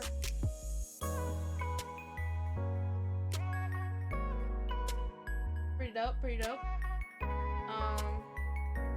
The black is still wet in some spots, but I'm not scared of some paint. Try this bad boy on. Yeehaw. Wait, that's not the right way. Where's the front? I marked down what's the front. Here it is. Yeah, it's like this. And then I'm like supposed to like have it at an angle. It's harder without a wig. Like it doesn't sit right without a wig, but with a wig it sits perfect. Ah, I got a mirror behind me. Move out of the way.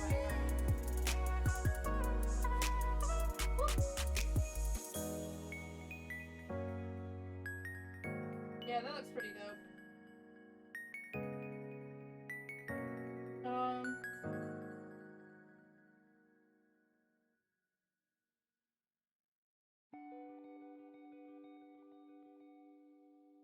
that's gonna be pretty cool. I'm excited about that. I think the latex is a brilliant idea. I'm definitely gonna do that. I heard that you can mix latex with certain acrylic paints. More of like the chalky acrylic paints, and it makes it easier so you don't have to like really paint it all that much. I'm gonna test that out before I put it on here, but it's worth a shot to see what happens. Alright, so here comes the intricate, stressful part. We're doing a lot of blending, so I have to figure out what's gonna work with that blending. If watering it down is gonna work, just a little bit. Mixing a specific shade between the two colors, and then adding them blocked, basically. So, we shall see.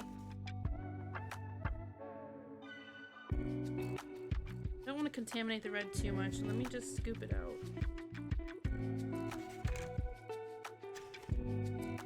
Yeah, a lot more red than that.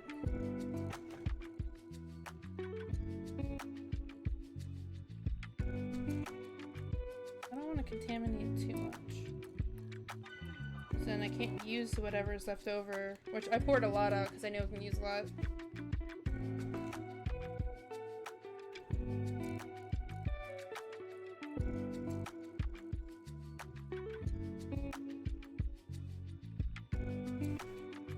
And then I just like water this down maybe to get a good shade. I don't know. Worth a try.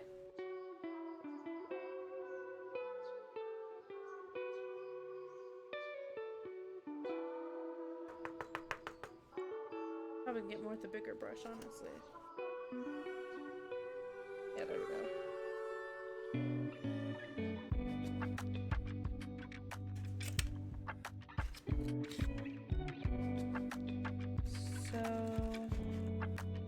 Let's see if this does anything productive.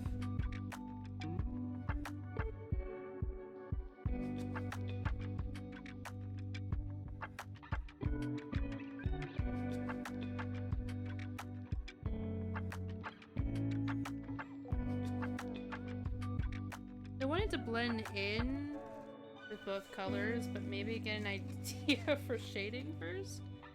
I don't know. We'll see.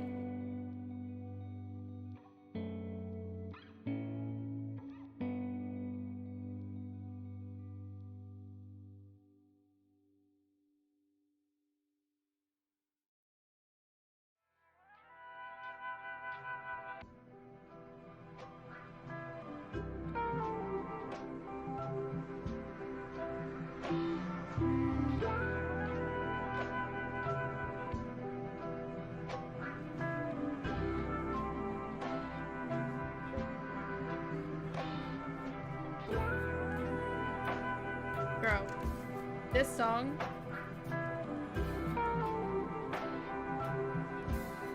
Sugar at the Bottom by Haley Hiyoko?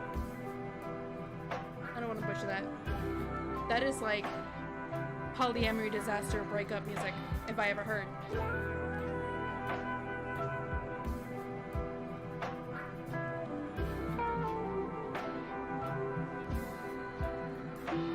Love that song.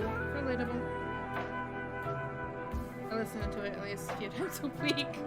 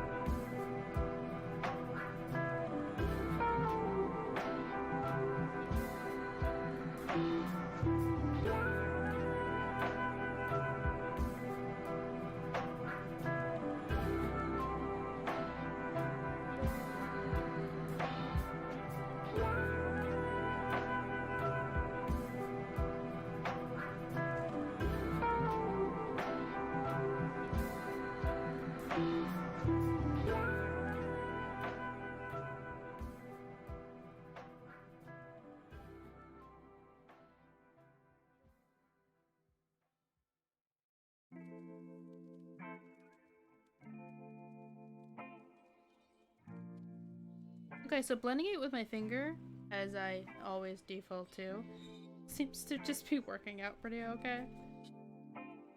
But I don't know, it's not like a crazy great blend into the red, so I might have to go over and like patch them up a little bit at a time.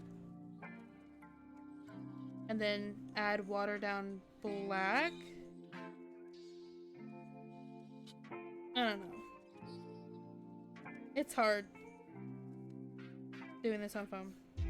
It's not really my favorite thing to do. That's why I've been procrastinating it.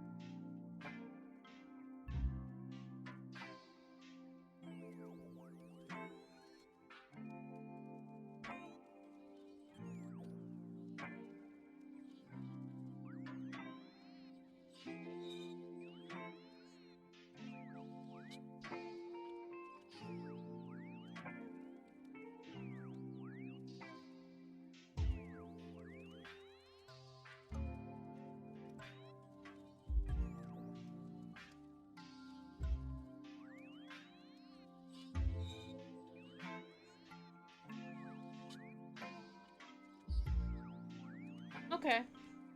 It's not as bad. I kind of want it to be like sulfur ashes.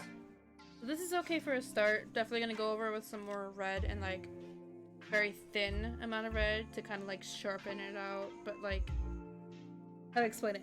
Sharpen it out but blend it. I don't know how to explain my art. I just throw it on there and see what happens. But this is good. I like this mixture. It's not too bad.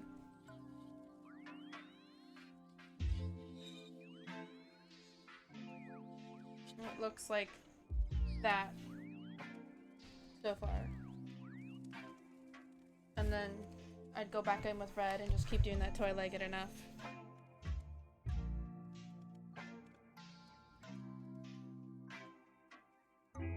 And considering that I'm doing latex on top of all of this, I don't have to be crazy accurate with it because I would then texturize the smoky parts and make them look like lumpy skin. Like little, like a spiky textured skin.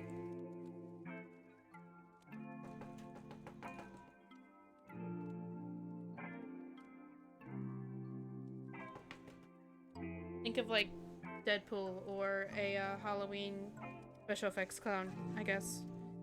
Where it's like all crinkly and squishy looking. I don't know how to explain it.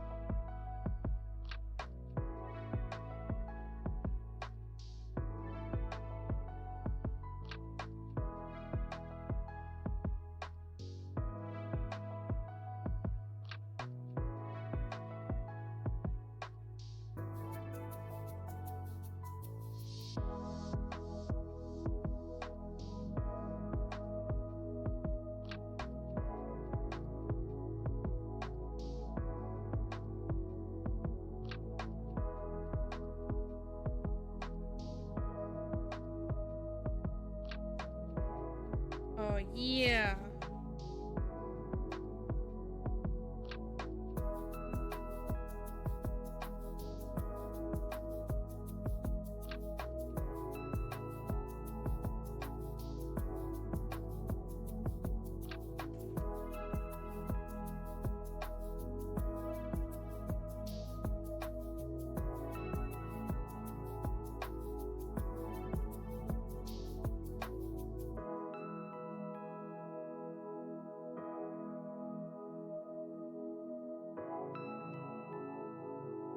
kind of tripped too far. That's fine.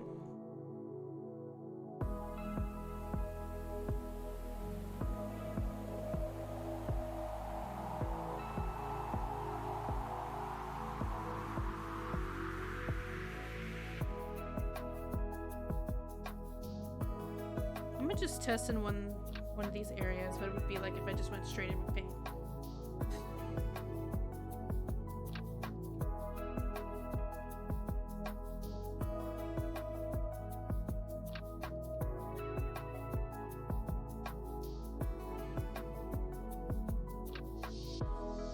I would have to get a new brush for red, which I have readily available right here.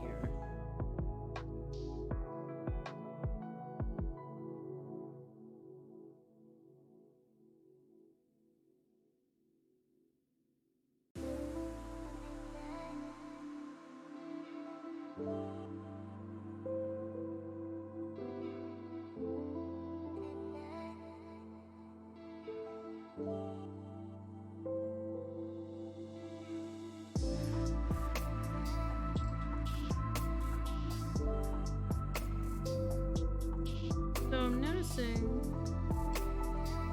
not too bad. It's less intense though if I do it like that. And then maybe if I go in with some black, maybe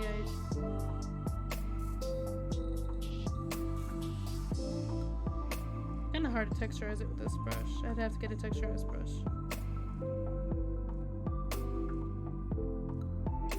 Let's see here. I have one in here. I have two. Thought I would need it. Come on out here, old trusty buddy.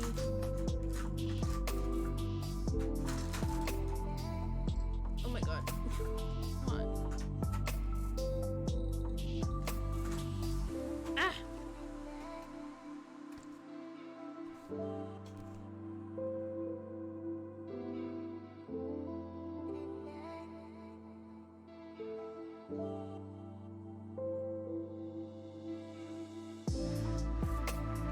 Ooh, the texturizing really does help. This is another project I gotta texturize again. I feel like I can't get away from those.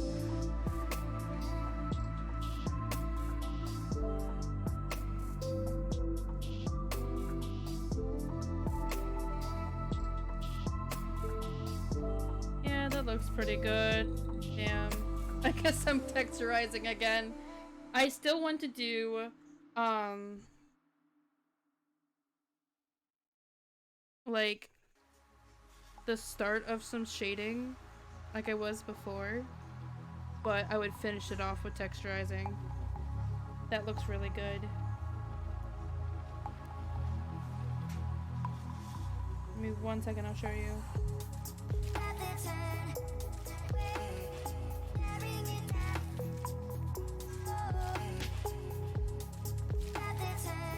Right here. There we go.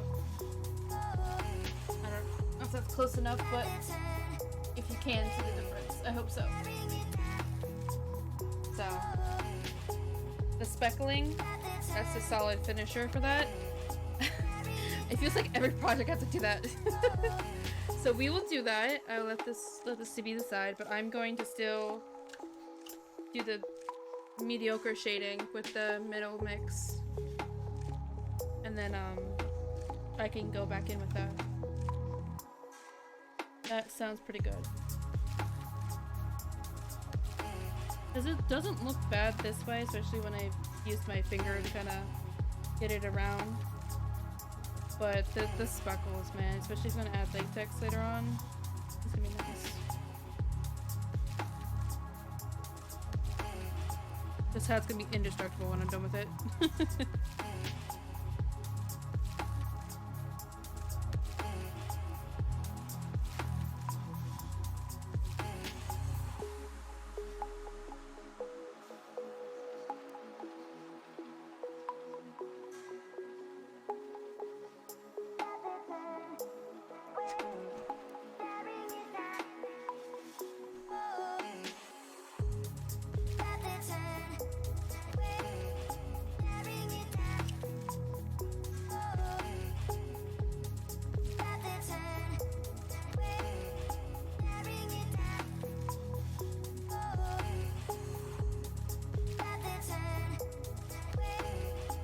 I definitely want the edges to be kind of worn, so that'll help a lot with some blending aspects on the outside parts of where some of the eyelids sit.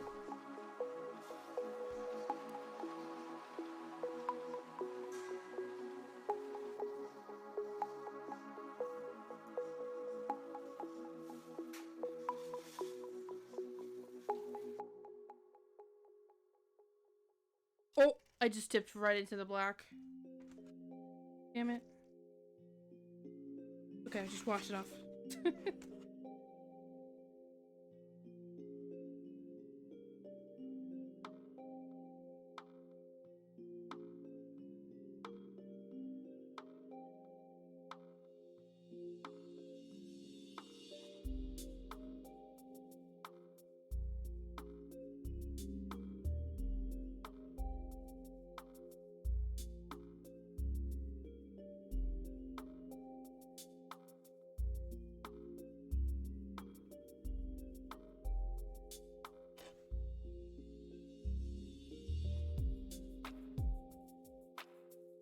Oh, I was supposed to fill this part in black too. See, I knew I was missing some parts. Oh my god, guys, I'm slipping up. A lot of these parts are supposed to be like void holes. And I completely missed two more. But they're like large, like this one right here.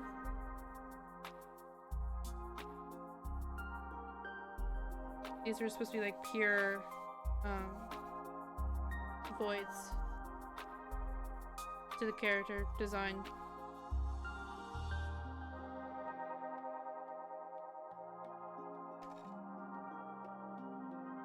And there's a giant one right here.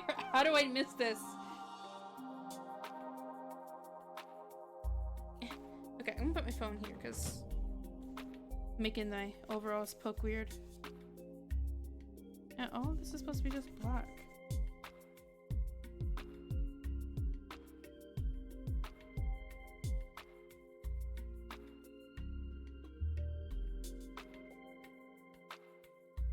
Okay. Fixed.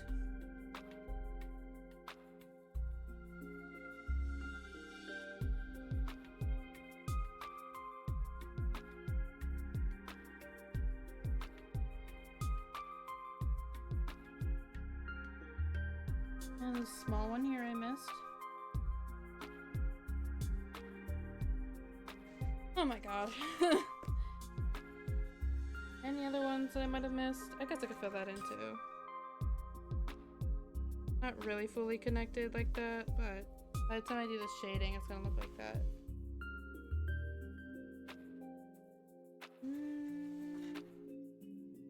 Not really. The rest of them are just shading.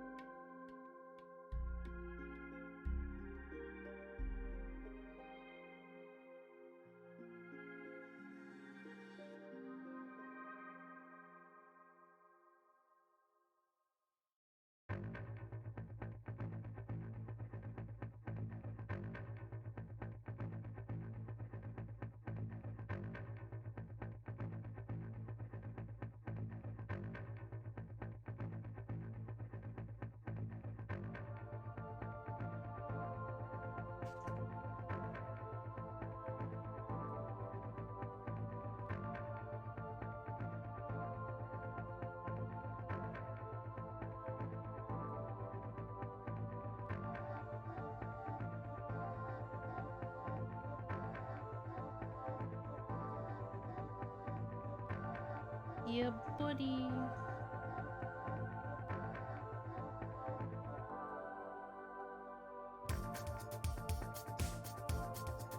Finger painting as an adult. Soothing. Fun.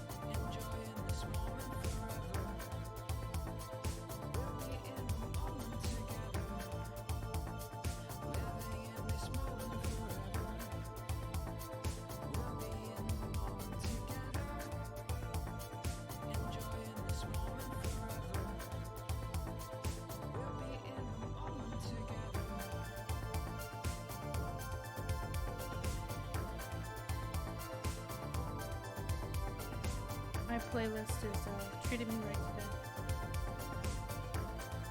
Good stuff.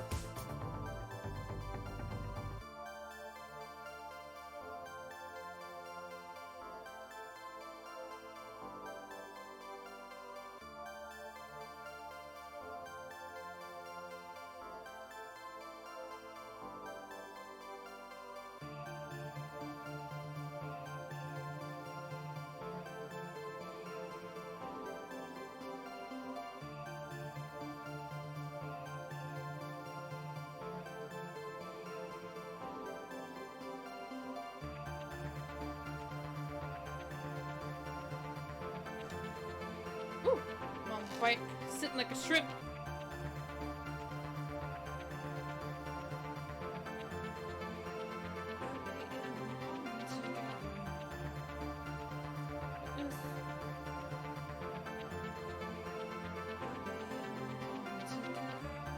Okay, I was about to say. So, my fiance mentioned he is gonna stay late today. But, like, his job's usually like 2 hours away. I swear I was gonna fight somebody if they made him stay so late, where he would be home at like 9 again. After he left at 5 today. Working too much. But he's on his way home.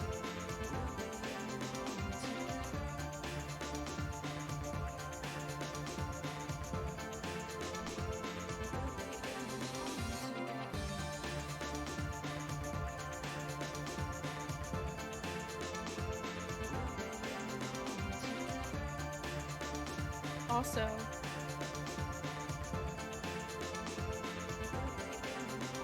Keeper Demons by Taeela? Whoever she is. It's a good song. For anybody who might have dealt with a relationship before. It needs a little bit of encouragement.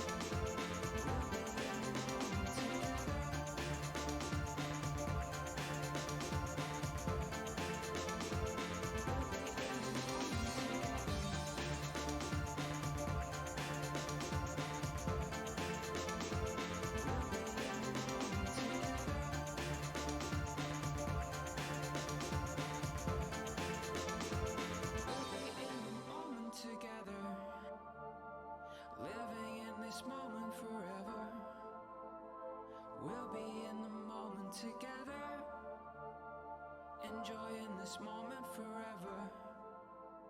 Oh, we'll be in the moment forever. It's a really beautiful song, honestly.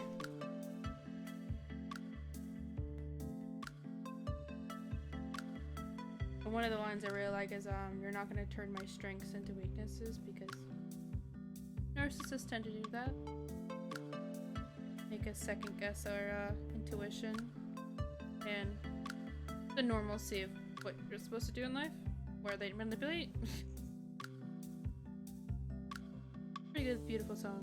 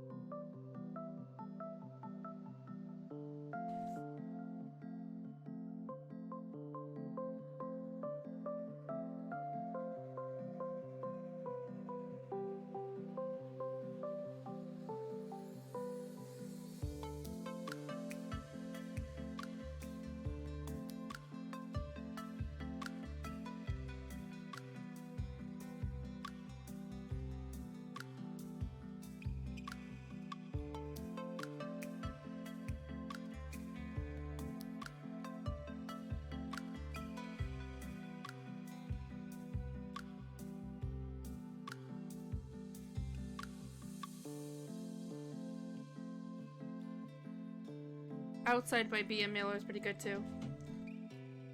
I got a lot of bangers. Y'all. Y'all need a reference. I got you.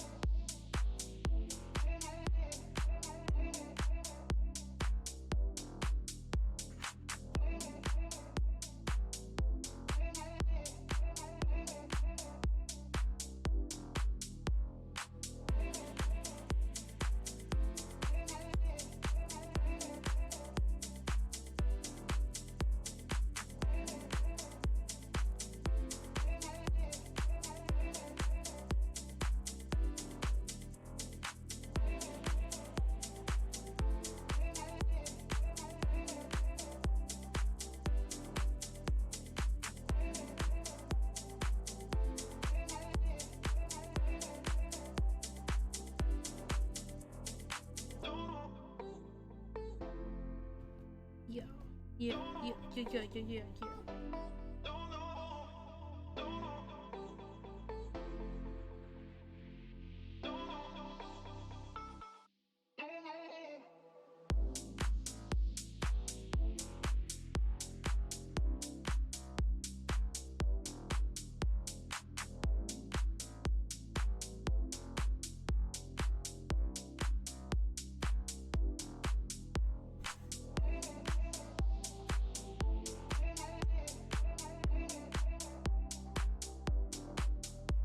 That's as good as I'm gonna get with shading, and then I can do the speckling for the rest of the shading.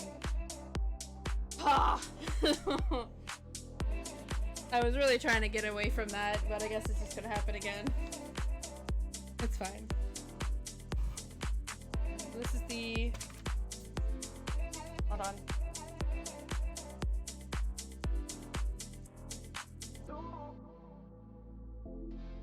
Focus!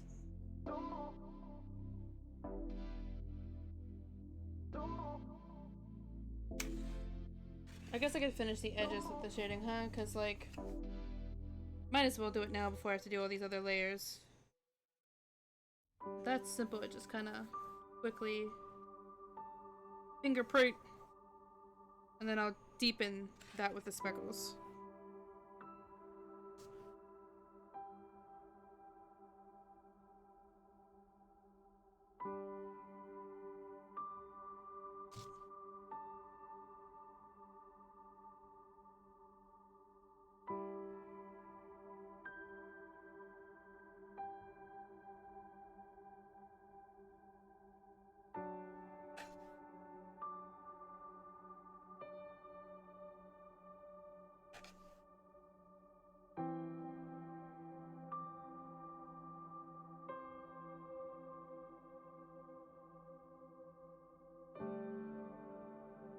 Right? It's just here? Yeah. Just enough to finish right here. Woo! I'm gonna dunk my whole finger in red. No. Let's not do that. Alright. My beat up speckle brush. Been through so many projects.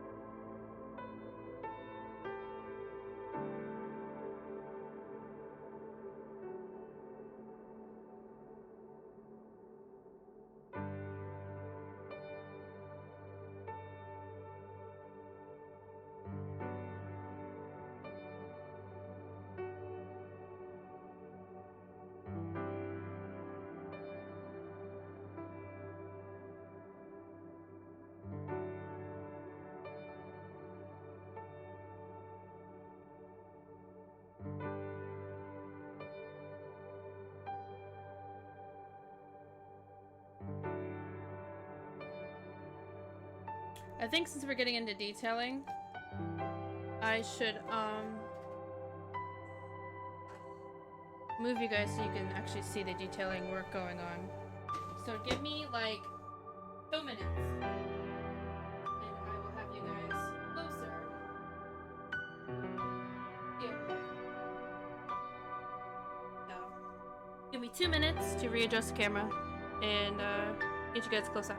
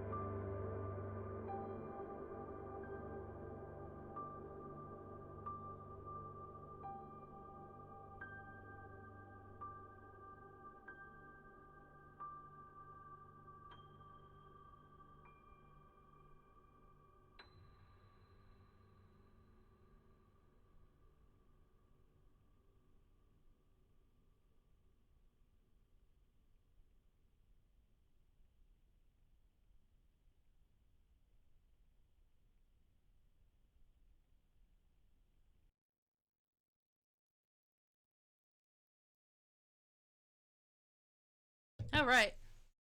So I don't mind everybody seeing me in the beginning. This is kind of like introductions and stuff like that in the end. You know, ending purposes. But now you can see stuff up close while we get all the nitty-gritty detailing and painful speckling. So, sick. Let's get to it.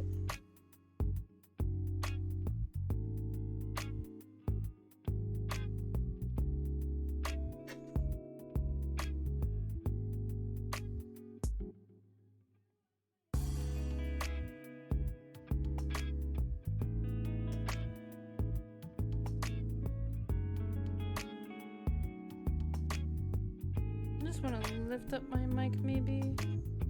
That way if there's any vibrational stuff going on with all my brush slamming, you guys aren't catching up on that, because that could be annoying to listen to. And I don't know if it's picking up.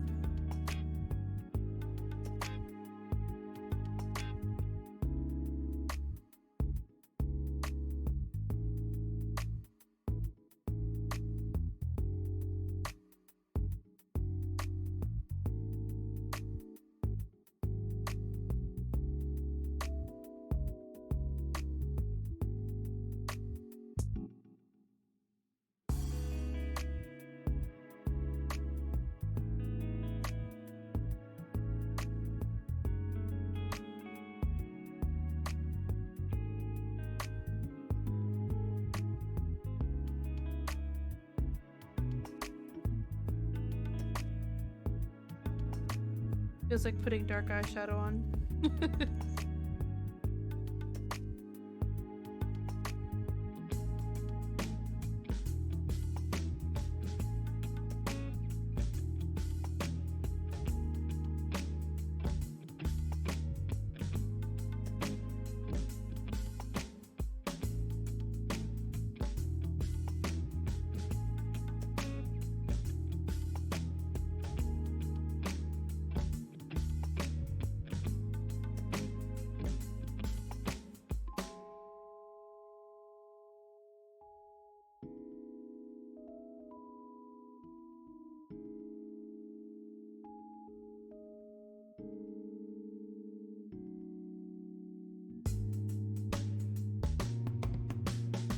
So, using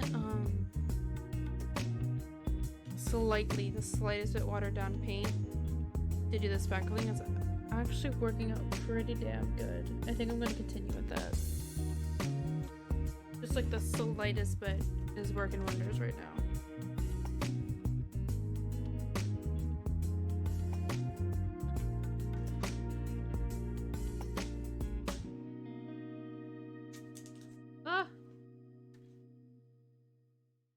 I'll clean up that later. It's acrylic paint.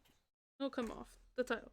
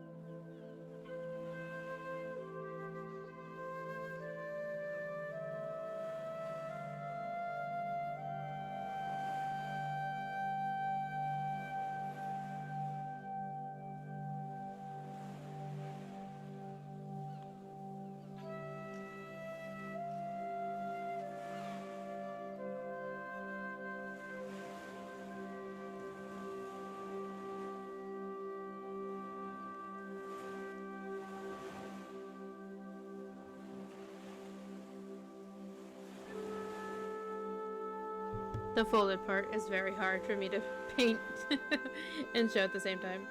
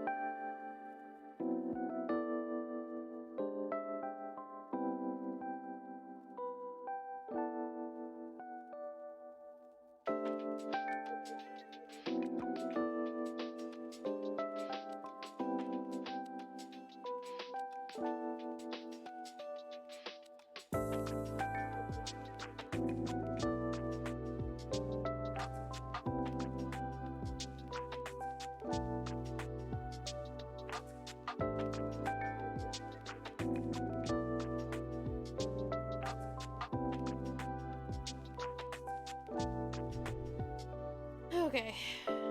We are getting some progress in there with the speckles. Pretty good. I think they're gonna look really rad when I make them three-dimensional.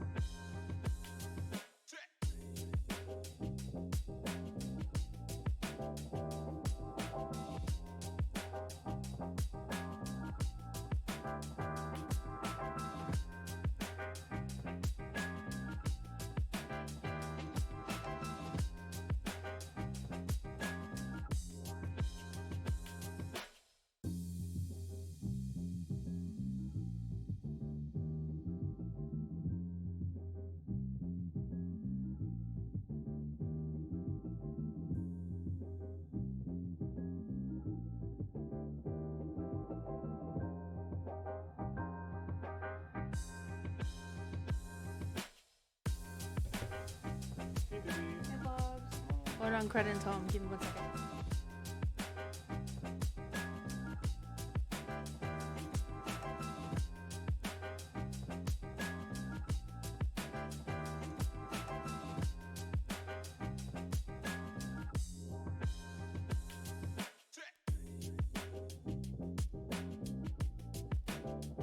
Credit wants to see it. On, give me a second. The remote. No. No, I said I have a remote. There you go. It needs new fresh batteries, but because I've been turning it on a lot. It looks pretty dope. Oh yeah, I see that. Yeah. Be a loose mechanism actually. No, I'm talking about in general though. I know it does that because they're cheap fairly. If you're pressing up on this part.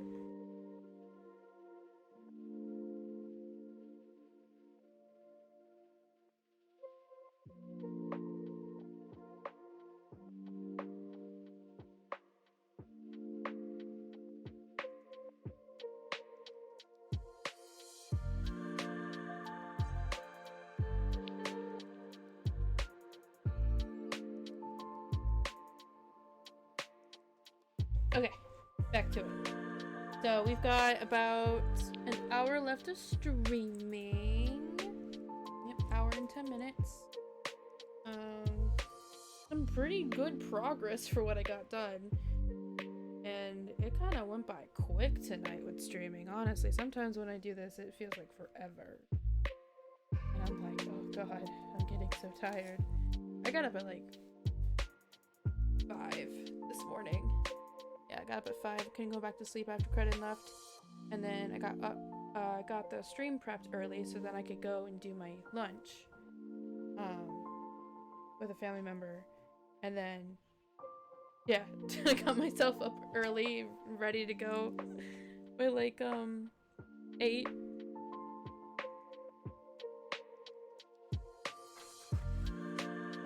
I don't know, this whole day just went by really fast in general.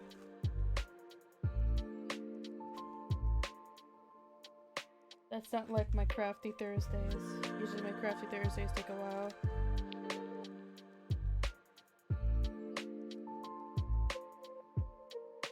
Honestly, I'm so ready to play House Flipper, if I'm being honest with you guys. I've been tied to that game. And Cult of the Lamb, but I'm hitting a little bit of a wall with my cult on Cult of the Lamb. I don't know what I want to do next for expansion, so I'm waiting till my next stream that I play it.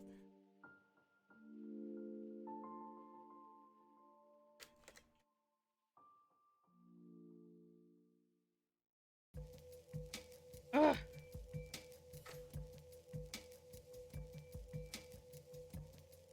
I'm hoping to maybe get some of the top painted tonight too.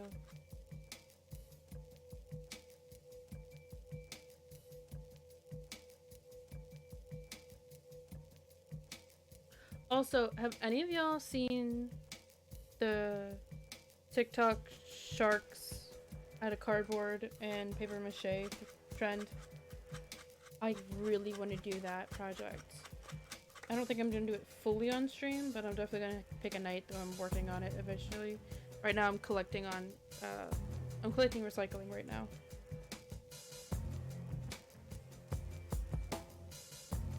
So, I really want to make a stingray.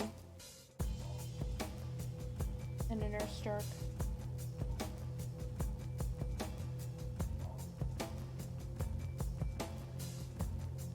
A seahorse would be dope.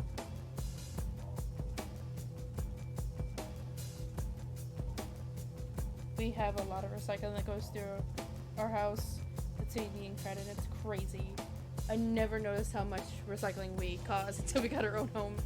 From packages, from mail, from the newspaper. They apparently still deliver newspapers to houses in certain areas here. And I was like, oh damn. Well, paper mache material.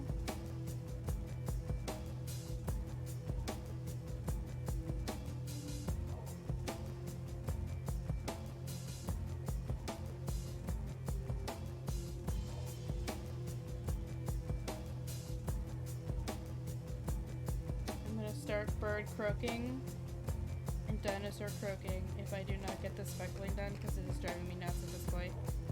It's looking good though. It's looking good. Oh my god, dude. I've done so many projects with this type of texturizing.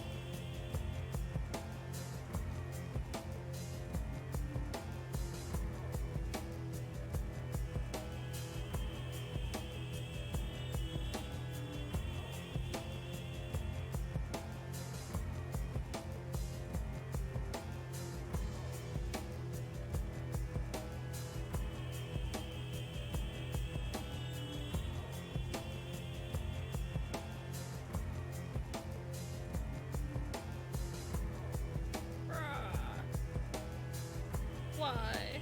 What must it take an eternity to do? Good! Okay. Let me see if I...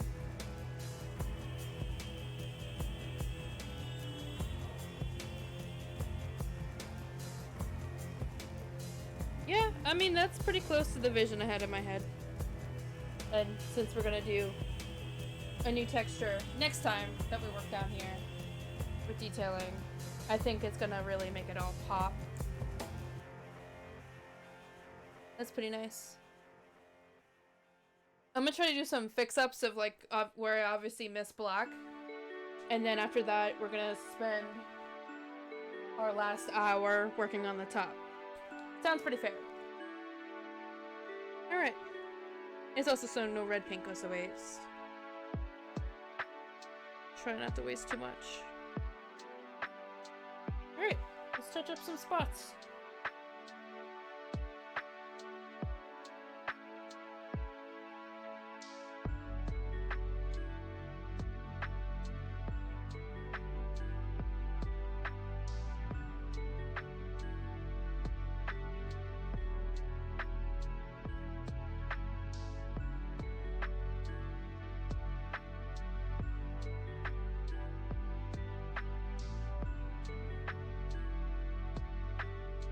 It's okay if some of it goes into like the whites of the eye, because I'm gonna be heading right over that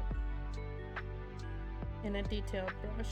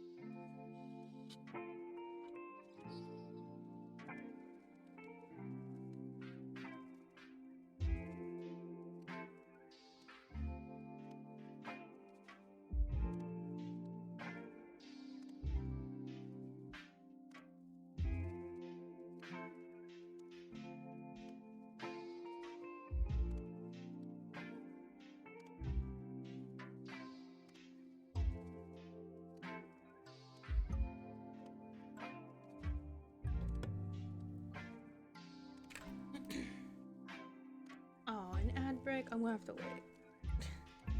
I don't want anyone being confused.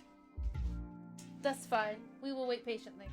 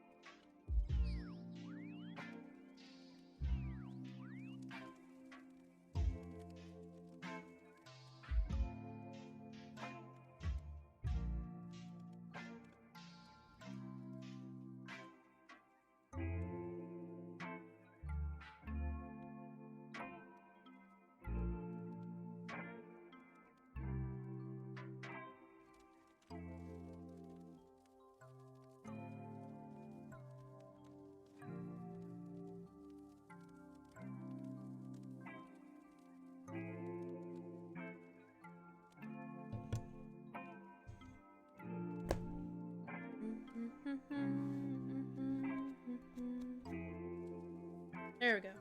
Alright, welcome back for those of you who patiently sat through ads. So, this is what we got done on the bottom today. Nice, very nice. Alright, alright. And I will show the lights one more time. Why do I keep putting the remote back there? Honestly, I need it right next to me. Turn down the lights a little bit. You can kind of see them. I don't want to turn them off just yet. Go. So it's looking pretty good for a start. Let me pause the music. I can't hear myself. Oh, that's better. Okay, so yeah, it's got a really good start so far. I like the speckle details. When I get latex, probably the cheap latex at Walmart, honestly. Just for this project, I can texturize it and put more depth into the painting and the shadowing and everything. Really get it to pop. I'm ready for sealing it off. I will probably figure out how to gloss the white in the eyes.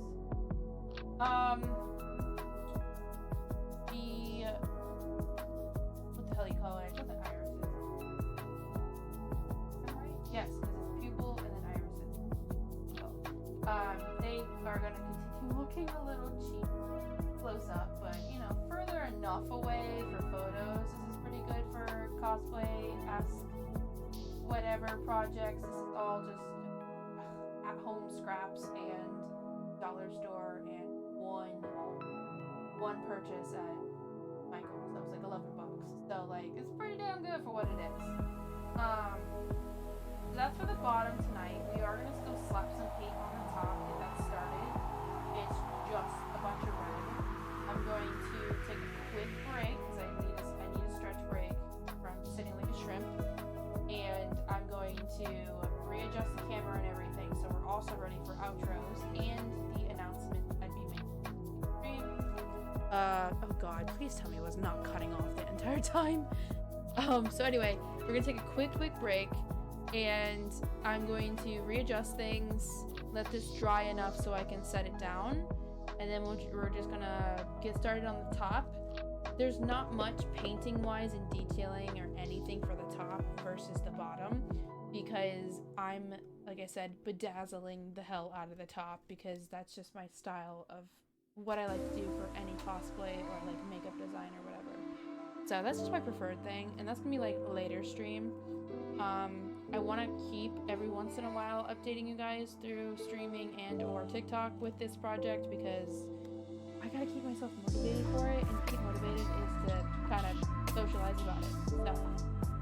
So I will be right back. I'm gonna take a quick break, and then we'll be full view again for the top, because it's not as intricate as down here. So we'll get to that. I'll return in a few minutes.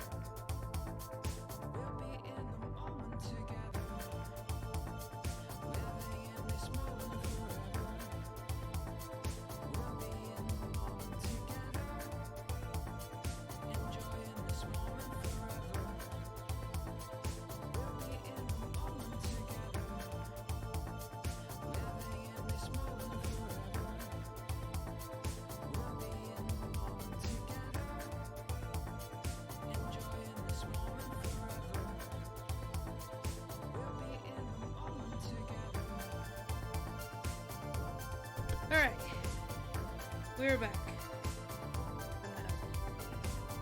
Ah, I almost had the settings correctly. I think I just need to move the camera. Oh no!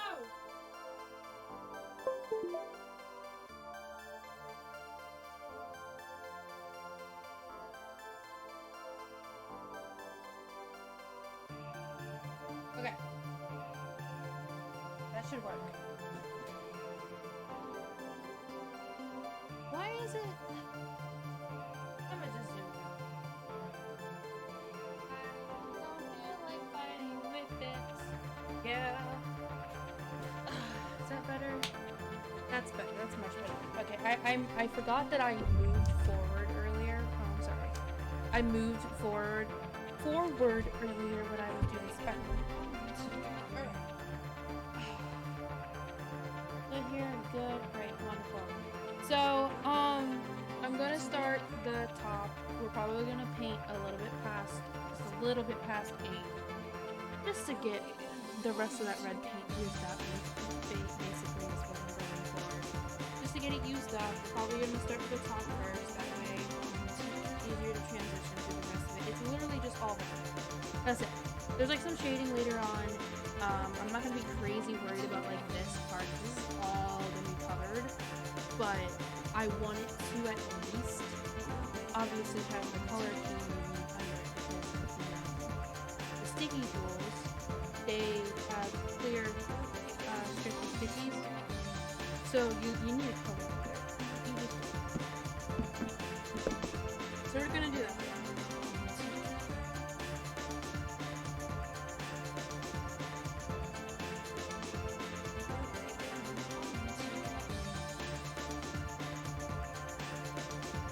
Oh, yeah.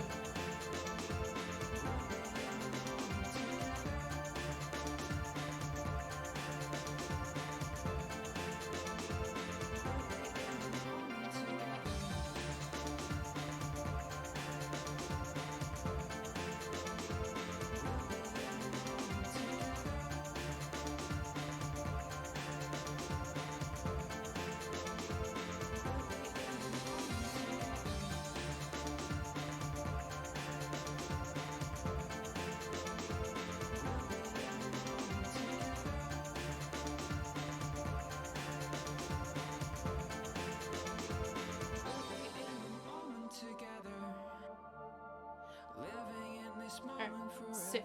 Love that. I'm sorry, I had to talk about dinner. My bad. We're having beanie weenies tonight because I had a allergic reaction not once but twice to swyfish. And I went to a on the water bar and grill with with a relative today. So like all of it was fish except for like 2 items, and I was just like, I had this reaction. I don't know if I can order that. And then they were like, oh my god, yeah, probably best not to. So I got these delicious beef sliders for lunch today. Solid lunch. It was pretty good. They were very filling. So even though it was just one particular fish I've had a reaction to, of all of my life of eating fish and devouring it, I now know what fish not to eat. And I did it twice to myself like an idiot because at the same time, the first night I had that fish for the first time, there was also these wild caught shrimp that I stupidly took too long to get to. There's a valid reason behind why I waited it out, because it wasn't. We're not even gonna get into that because I'm just gonna get annoyed all over again. Point being was I waited because it was supposed to be portioned out, and I wanted to be very particular and fair with proportions before I took my share. Okay, so that's why I waited so long. So when I finally cooked them, they were extremely rubbery, and they smelled weird. Like not even like wild caught smell, because I've had wild caught shrimp before. I was like, damn it, bad. I had a small chunk of it, I bit into it, I swallowed one of the chunks. and they're huge. So like by small, I mean like half of it. I ate half of it. So then I had the fish right after that because that's what was for dinner, and that was supposed to go with it. And the rest of the night, my face was puffy, my throat felt weird, I had a major migraine, my chest was cramping, my stomach was a mess, I had labored breathing all night, and I'm just like, what is this, seafood poisoning? And it wasn't severe enough that I'm like, oh, I'm gonna go to the hospital, you know, whatever, let me just go to the hospital. Bitch, I can't afford a medical bill like that. Nobody can afford a medical bill like that. So I was just like, if it's mild seafood poisoning or something like that, or food poisoning in general, I'm gonna just wait it out. I don't care. Next day, still not feeling that great, still feeling it in my stomach, still feeling like I'm gonna bleh everywhere. Didn't think anything about the fish at all. I just blamed it on the shrimp, that one half of shrimp. I'm so dumb because I had 2 pieces of that fish. I meant to say fish and I said shit, but it's okay. My channel is 18 and up, so it's fine. But anyway, I had 2 pieces of fish. Next day, for lunch, I'm like suspicious at this point because I took a chunk of fish. I keep trying to say shrimp and fish at the same time. I took a chunk of fish that was already cooked while I was finishing the rest of it. And I'm like, yes, fish, delicious. And then my mouth started feeling weird. And not like itchy, it started feeling numb. I couldn't feel my mouth. And I'm just like, maybe it's like the juice that it has. Maybe it's just something about the texture. Maybe it's just me overthinking it.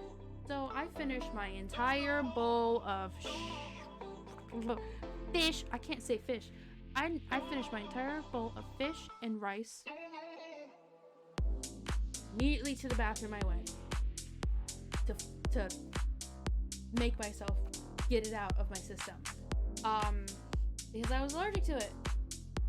At that point I was Googling, what is the allergic reaction to fish? There was a lot of the chest cramping, stomach pains, feeling nauseous, feeling black, and your face feeling like it's swelling up in your mouth, feeling weird. Yeah. Yep. Never thought I would ever be allergic to anything like that. Not.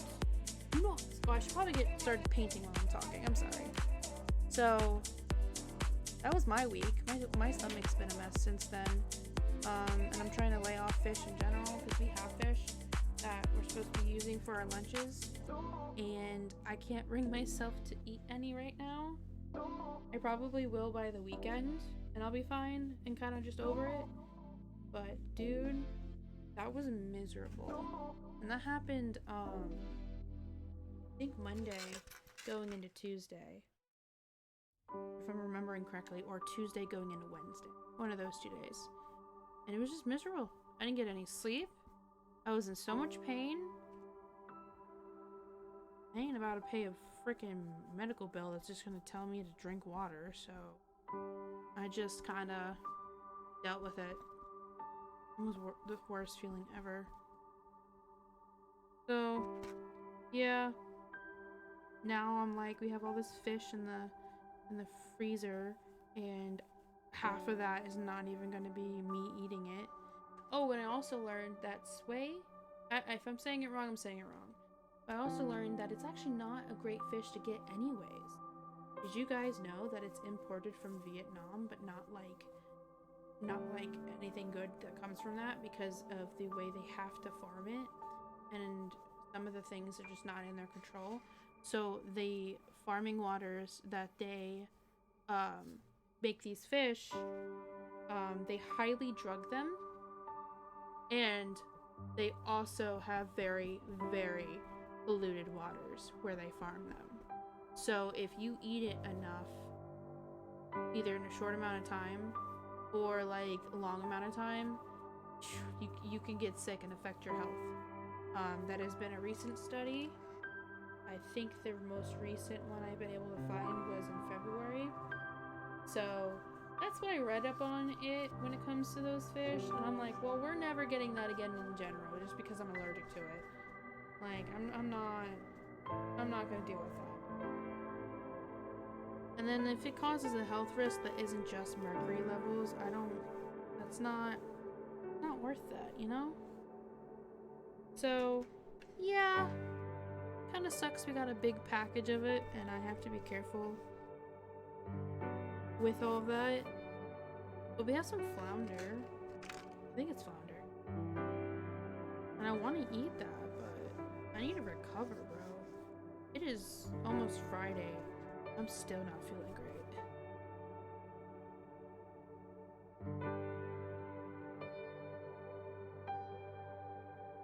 Yeah, we're slapping on some paint. Slapping on some paint. Using up this paint. Using up this paint.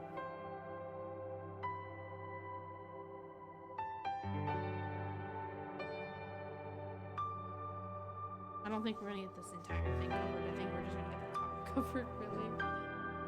Maybe some of the bands. So how I did these bands is that I wonder if I kept... I'm not gonna test it out to see, but I either... No, I kept them on. Okay. So for most of these bands, these little like knobby thingies right here, you see them right here? These specs. They are push pins with like a felty top to them. And for most of it, I hot glued and pushed them in. And for the thinner foam, I took... Did I do that? I think... No, maybe I did keep it. I think they were all short enough to push them in. I don't think I took them apart. Wow. Rude. So, that's what I did for that. It was just hot glue and wrapping stuff around. I'm not worried about any of the raw edges for this hat because, again, I'm going to be wrapping this top part with stuff. So, another time. Oh, I gotta make sure not to drag the bottom. I gotta, like, actually pick it up. So you guys might be able to see it. No, it's not on your end yet. But there's a seam line that I should have waited till I got my paper clay to get. It was more of a seamless situation, but I used backling. Yeah, it's for a character. The bottom part I'm gonna re-show at the end because that's what I've been working on the last 4 hours. But this is just me finishing up for the night, getting this started, and not wasting any paint. The red I have enough of, but I still don't want to waste that much that I poured. And then the black I'm running low on, so I'm probably gonna have to buy some more soon here. Keep doing all these projects. I'm just slapping on whatever's left over, and then stuffing there because I spent several hours on the bottom part. It's coming out good. It's a good shade of red, solid shade of red. What I'm going to be shading and texturizing is going to be the wraps down here and this part, but I'm doing that another night.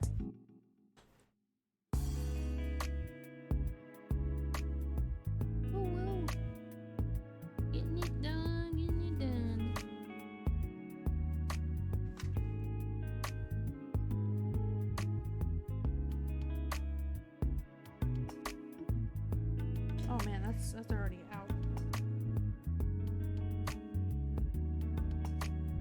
Okay.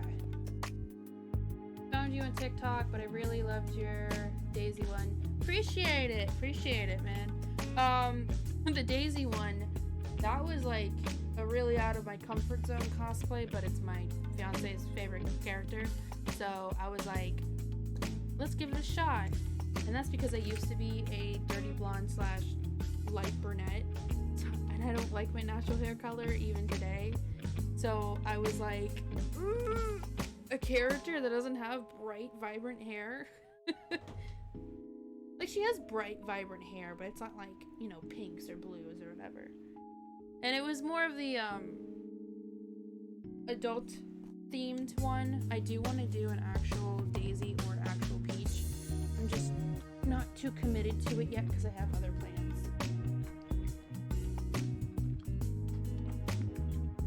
Oh, appreciate that. Amazing's just perfect. As long as I'm not called girl, queen, or sis, like sister, I'm fine with anything. I'm actually not too picky on the other ones. I just don't like people who are like, yes, girl, or yay, queen. I hate that. Stop. Anything but that. And I'm good with it. I don't want to pour too much because I do want to be able to have none left over tonight. Yeah, I'm going to put that one back into works because I might bring that one to the convention I'm going to this year. And if not, I still like to throw that one on for if I end up doing another co-op stream with Credin and we play Luigi Mansion 3 again, as I was dressed as Daisy for that, and I thought that was really fun.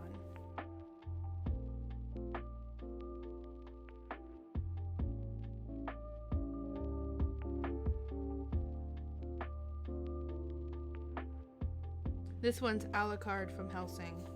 This is his hat I'm working on right now. Just getting the basics done. I've been procrastinating this one since June due to a lot of like other projects kind of taking me away. I also have to revisit a painting project, but that's an off-stream project that is specifically a filmed paint. I did a project on Twitch that was painting for 2 weeks. That was really fun. I was really surprised by that.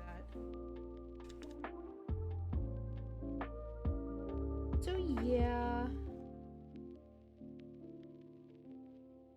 I want to get back into cosplays again and enjoy them, like actual characters to pick from. I do a bunch of like, I mean, you're from my TikTok, so you get it. I do a bunch of like looks every once in a while when I have the energy and inspiration.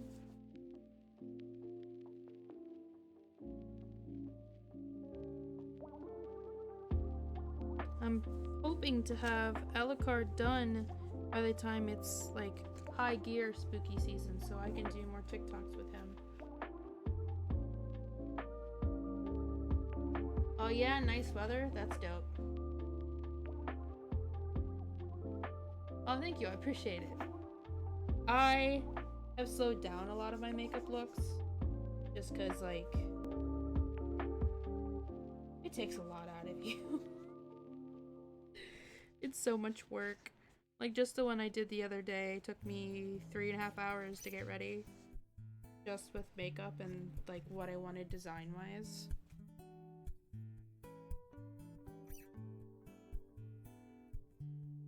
I used to do special effects. I was just talking about that earlier on stream. And how, like, if I could dedicate the time, I'd probably get back into it.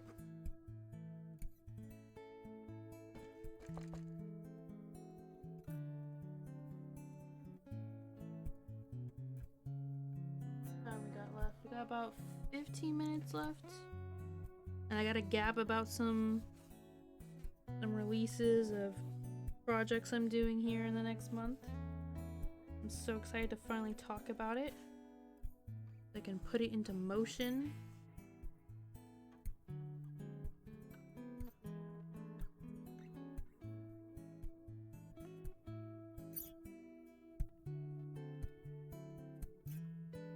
Almost done gooping all of this paint on. And I can show you guys the bottom part. Gotta show it a few times so everybody can see it. I'll get all the detail spots I missed. Or maybe I can just fit it in. That, ugh.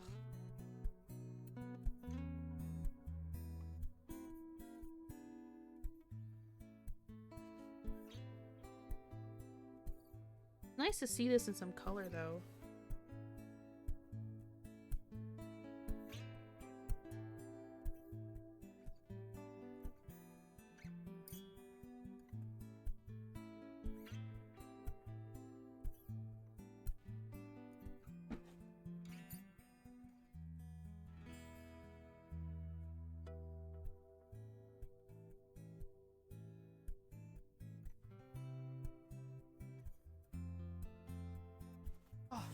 This hat's gonna weigh a ton when I'm done, especially if I'm adding latex to it.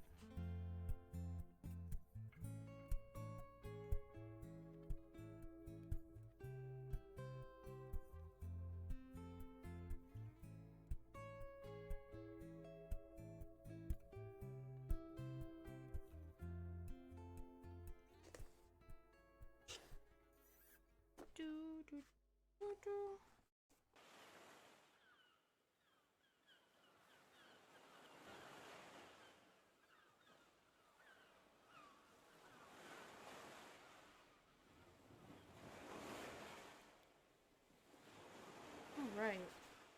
I am officially out of red. After this last little scoop here. That leaves me time to show off what I got done tonight. Give you guys some updates on some big projects and big changes with my social media. More of just add-on stuff. And then I can clean up, relax for the first time since 5 a.m. today, and hopefully fit in a little bit of personal house flipper play, because I've been really on that game. Okay, big breath.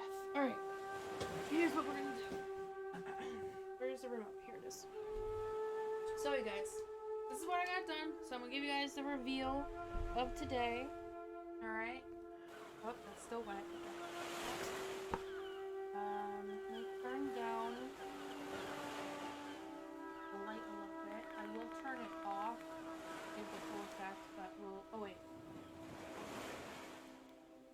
We'll get to it. So this is the bottom that we worked on. That pink I've done. I'm not worried about the liner side. This is all of the work.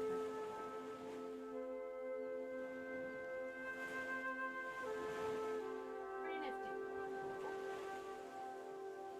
And whether on stream or not, depending on how it lines up. Depending on how it lines up for my schedule, I might do another stream. I might.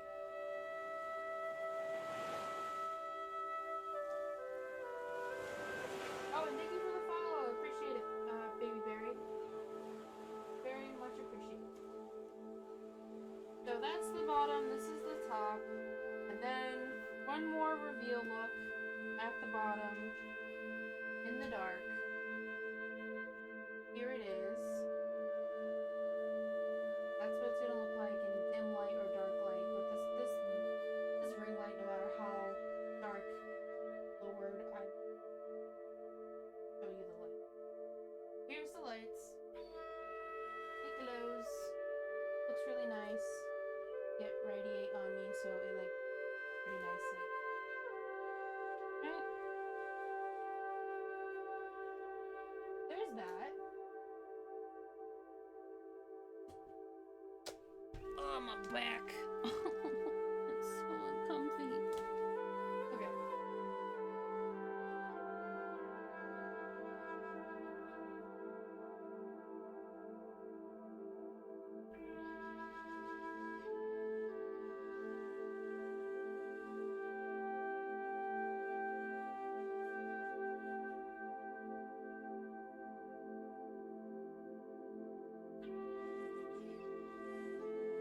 Alright, you guys. Maybe I can set the mood. Hold on. I'm gonna do an official video, but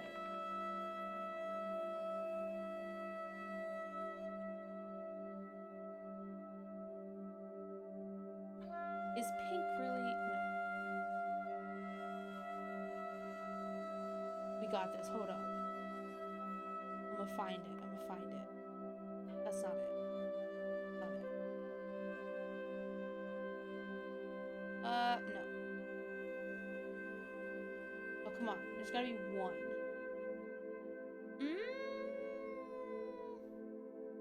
No. No. We can go with this. This is decent. Alright, you guys. So here is the update. So. Oh, you know what? We can have this on. I just put, oh, okay, most of the paint dried on the bottom, like the very top. Alright guys, here is my update, here's my spiel for everybody on Twitch. I will be eventually dedicating time, maybe this weekend if I have the time. I don't know what's happening this weekend due to tomorrow's event that we're going to, but here's the news I've been holding back for a couple of months now because I've been contemplating it or thinking I would have to transition it into here, but it turns out I don't have to. I am going to be renovating and creating a space. I might stick with the title Conjuring Room, but I'm not sure. I might not, just because of like copyright might be just in the word of conjuring. So we'll call it something, but right now I'm just like calling it the Conjuring Room because that's essentially what we're doing. I'm taking all of my haunted items, I'm taking everything in the future, and I'm dedicating it to a museum-esque space, interactive though, and we're gonna go on a little spiritual journey about spooky stuff, and we're gonna kind of try to break some barriers and boundaries and stuff like that, safely, but also risque, so it's like in the middle there of like being safe, but like also testing limits. It's something I've been wanting to do since I was a kid. It's always been a fascination of mine. It's always been a big passion of mine. I've talked about it on this channel before. I've talked about some of my experiences before. I've talked about the other project that I'm working on, which is a yearly project, all year round. If you want to send in your personalized scary stories of like what you've actually like experienced, and whether it was about spirits or a cryptid or whatever the case may be, my email is in the chat right now. I think you guys can look at the chat when you watch a rerun. If not, it's linked to all my social medias in different ways. There's highlight stories, there's playlists on my TikTok, there's the email linked into the highlights in my Instagram stories. I have the email on the official Facebook page, Investigation Exploration. I have it pretty much scattered everywhere. I'm going to have it more actually direct linked eventually. I'm trying to get a way to do that. Oh, I do have a way to do that. Kind of. I'll figure that one out. Because some of the linked websites where you can put multiple of your social medias on there, sometimes they don't always are approved on social media for some reason. So I'll think about that one. But yeah, we're going to be doing that. I'm going to have a whole room to myself to invite people over in the future, people that I can trust with this project and this type of thing, because I need respectable people to be involved in this, because it is a big deal to me. So I don't want just anybody coming over and then saying some nasty inappropriate things when it comes to like my personalized collection of spirits and dolls that I have that are haunted, because I take it seriously, but I also like to have fun with it. So now I'll have a space for it that I can do my own thing, where I'm comfortable to do it, where I'm more in control of doing it. I wanted to do traveling, but traveling is like really hard to do in this day and time. I do have connections with people who do that, but it just hasn't worked out with our scheduling to do any collabs just yet. So like any collaborations with my creator friends, it's gonna probably be a while. I doubt I would have that opportunity for a hot minute now, and I'm kind of tired of putting it back on the burner when it's such a huge gut feeling that that's the thing that I want to go for, other than craftiness and, you know, video games and stuff like that that I do on this channel. So I'm working on some inner works for that to be tied to my Twitch. Right now it's just an up in air idea where maybe on Fridays or Saturday nights I will be streaming live and doing interactions with spirits for people who like spiritual communication and or ghost hunting, whatever you want to call it. But it's up in the air right now. I don't know just yet, but the renovation and redo of that room essentially is going to start early October, like literally as soon as my fiance can transition into his new gaming room. It's gonna be his space. I'm immediately jumping into filming the process of redoing all the colors in there. It's literally just redoing the paint, and then I'm moving all the furniture in there, and then whenever we do have the disposable income, we'll be going thrifting for more display cases and stuff, because I kind of just want it to be a display case room. There's probably gonna be shelves in there eventually, but like I really like the fancy older display cases, like the glass ones and the wooden ones. They're really pretty and it will go together. So everything within my spiritual practices is going to be in there. Everything, just everything. Okay? Everything and only anything haunted. I'm not going to keep anything that's just hand-me-down or family heirloom or anything like that in there. I do have a few things like that, but I'm going to just put them somewhere else in the house as just like because they're just chilling with the haunted things right now. If they ever become haunted, then I'll make them join the group, but right now, no. It's just very specific, very dedicated space.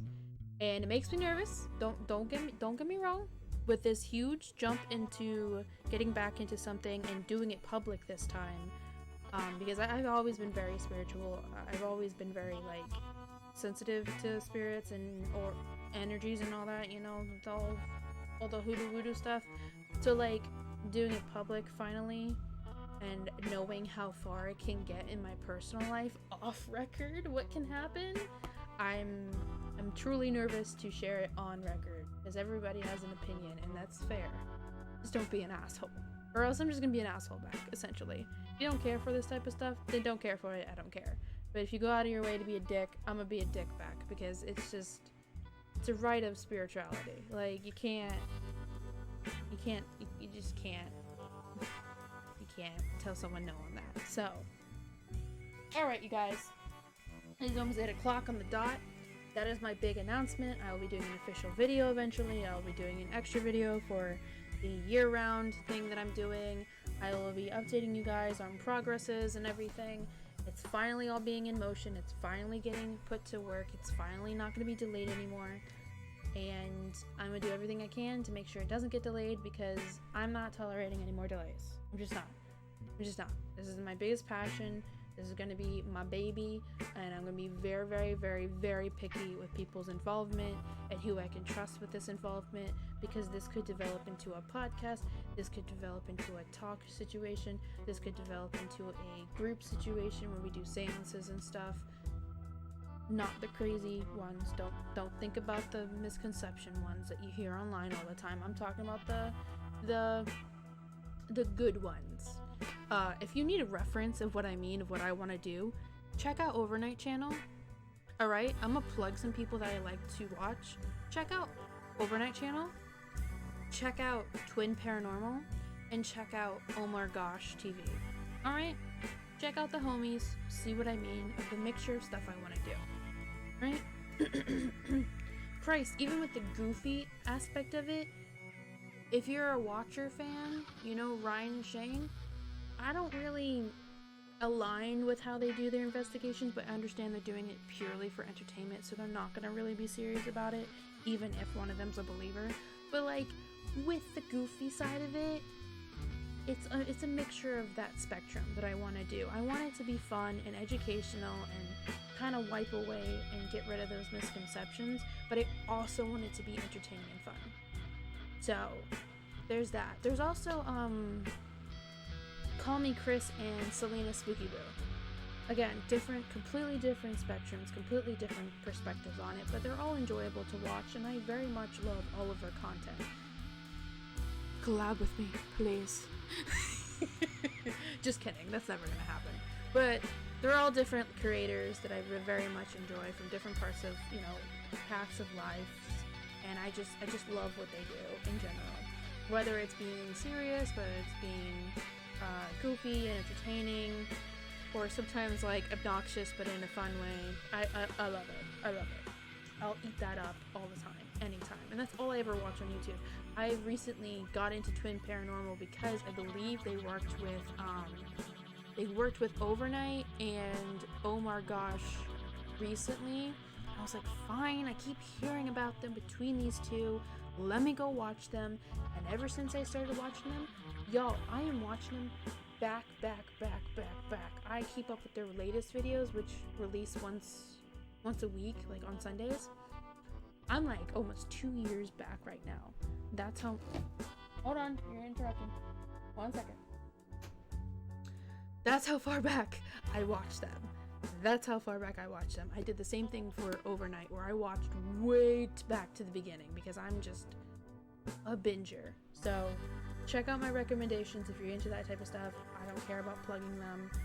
Just because they're bigger creators doesn't mean they shouldn't be talked about and pretty much, you know, appreciated for all their hard work. And I'm trying to be the next torch in that path. So that's a good spectral of the type of stuff I want to be doing with my new announcement and new project. So you will be seeing YouTube videos about the project at hand. There's still some projects I'm finishing up now. I really hit a burnout with editing those videos, and one of the series I have to do some heavy editing due to affiliations I don't want involved anymore, so I have to cut those affiliations out at this point. And it's a lot of brain work and emotional labor going into that because creating home is my baby and no one screws with my baby, okay? That is my big project. That is going to be very much a huge thing I'm building up to, novel-wise, video-wise, discussionary-wise, advocacy-wise, like all the 9 yards. So again, it's cutthroat. If I can't trust you or you do something, you're out. So I have to do that now with creating home already, and it happens. But for, you know, my project to stay true, that's what I gotta do. So it's gonna take a little longer for that, and then again I have to find the time to do my painting as well. I'm almost finished with it. I just gotta dedicate maybe 2 days of filming and painting, and then I can get to the editing when I can get to the editing. So there is all my updates. There is all my stuff. I am 2 minutes over 8 o'clock. Redding came in probably to tell me about food, but I was in the middle of my train of thought and I could not get that interrupted again. Because my brain is like a squirrel today, y'all. Alright. Ending on time. That's awesome. We did a lot. That whole time blew by like crazy. I would go over my time, but I know that's not good for my health because, listen, chronic burnouts, y'all, they're not good. I have to have the energy for tomorrow because I have to get up early enough to be prepared mentally and physically and attire-wise. So, appreciate everybody who stuck by all night. Appreciate the follows today. Appreciate anybody who watches the reruns. I appreciate anybody who checks out my other social medias. I appreciate any likes, any shares, anything on any social medias. Y'all are awesome. I'm gonna stop gabbing and I'm gonna go. So, peace out, guys.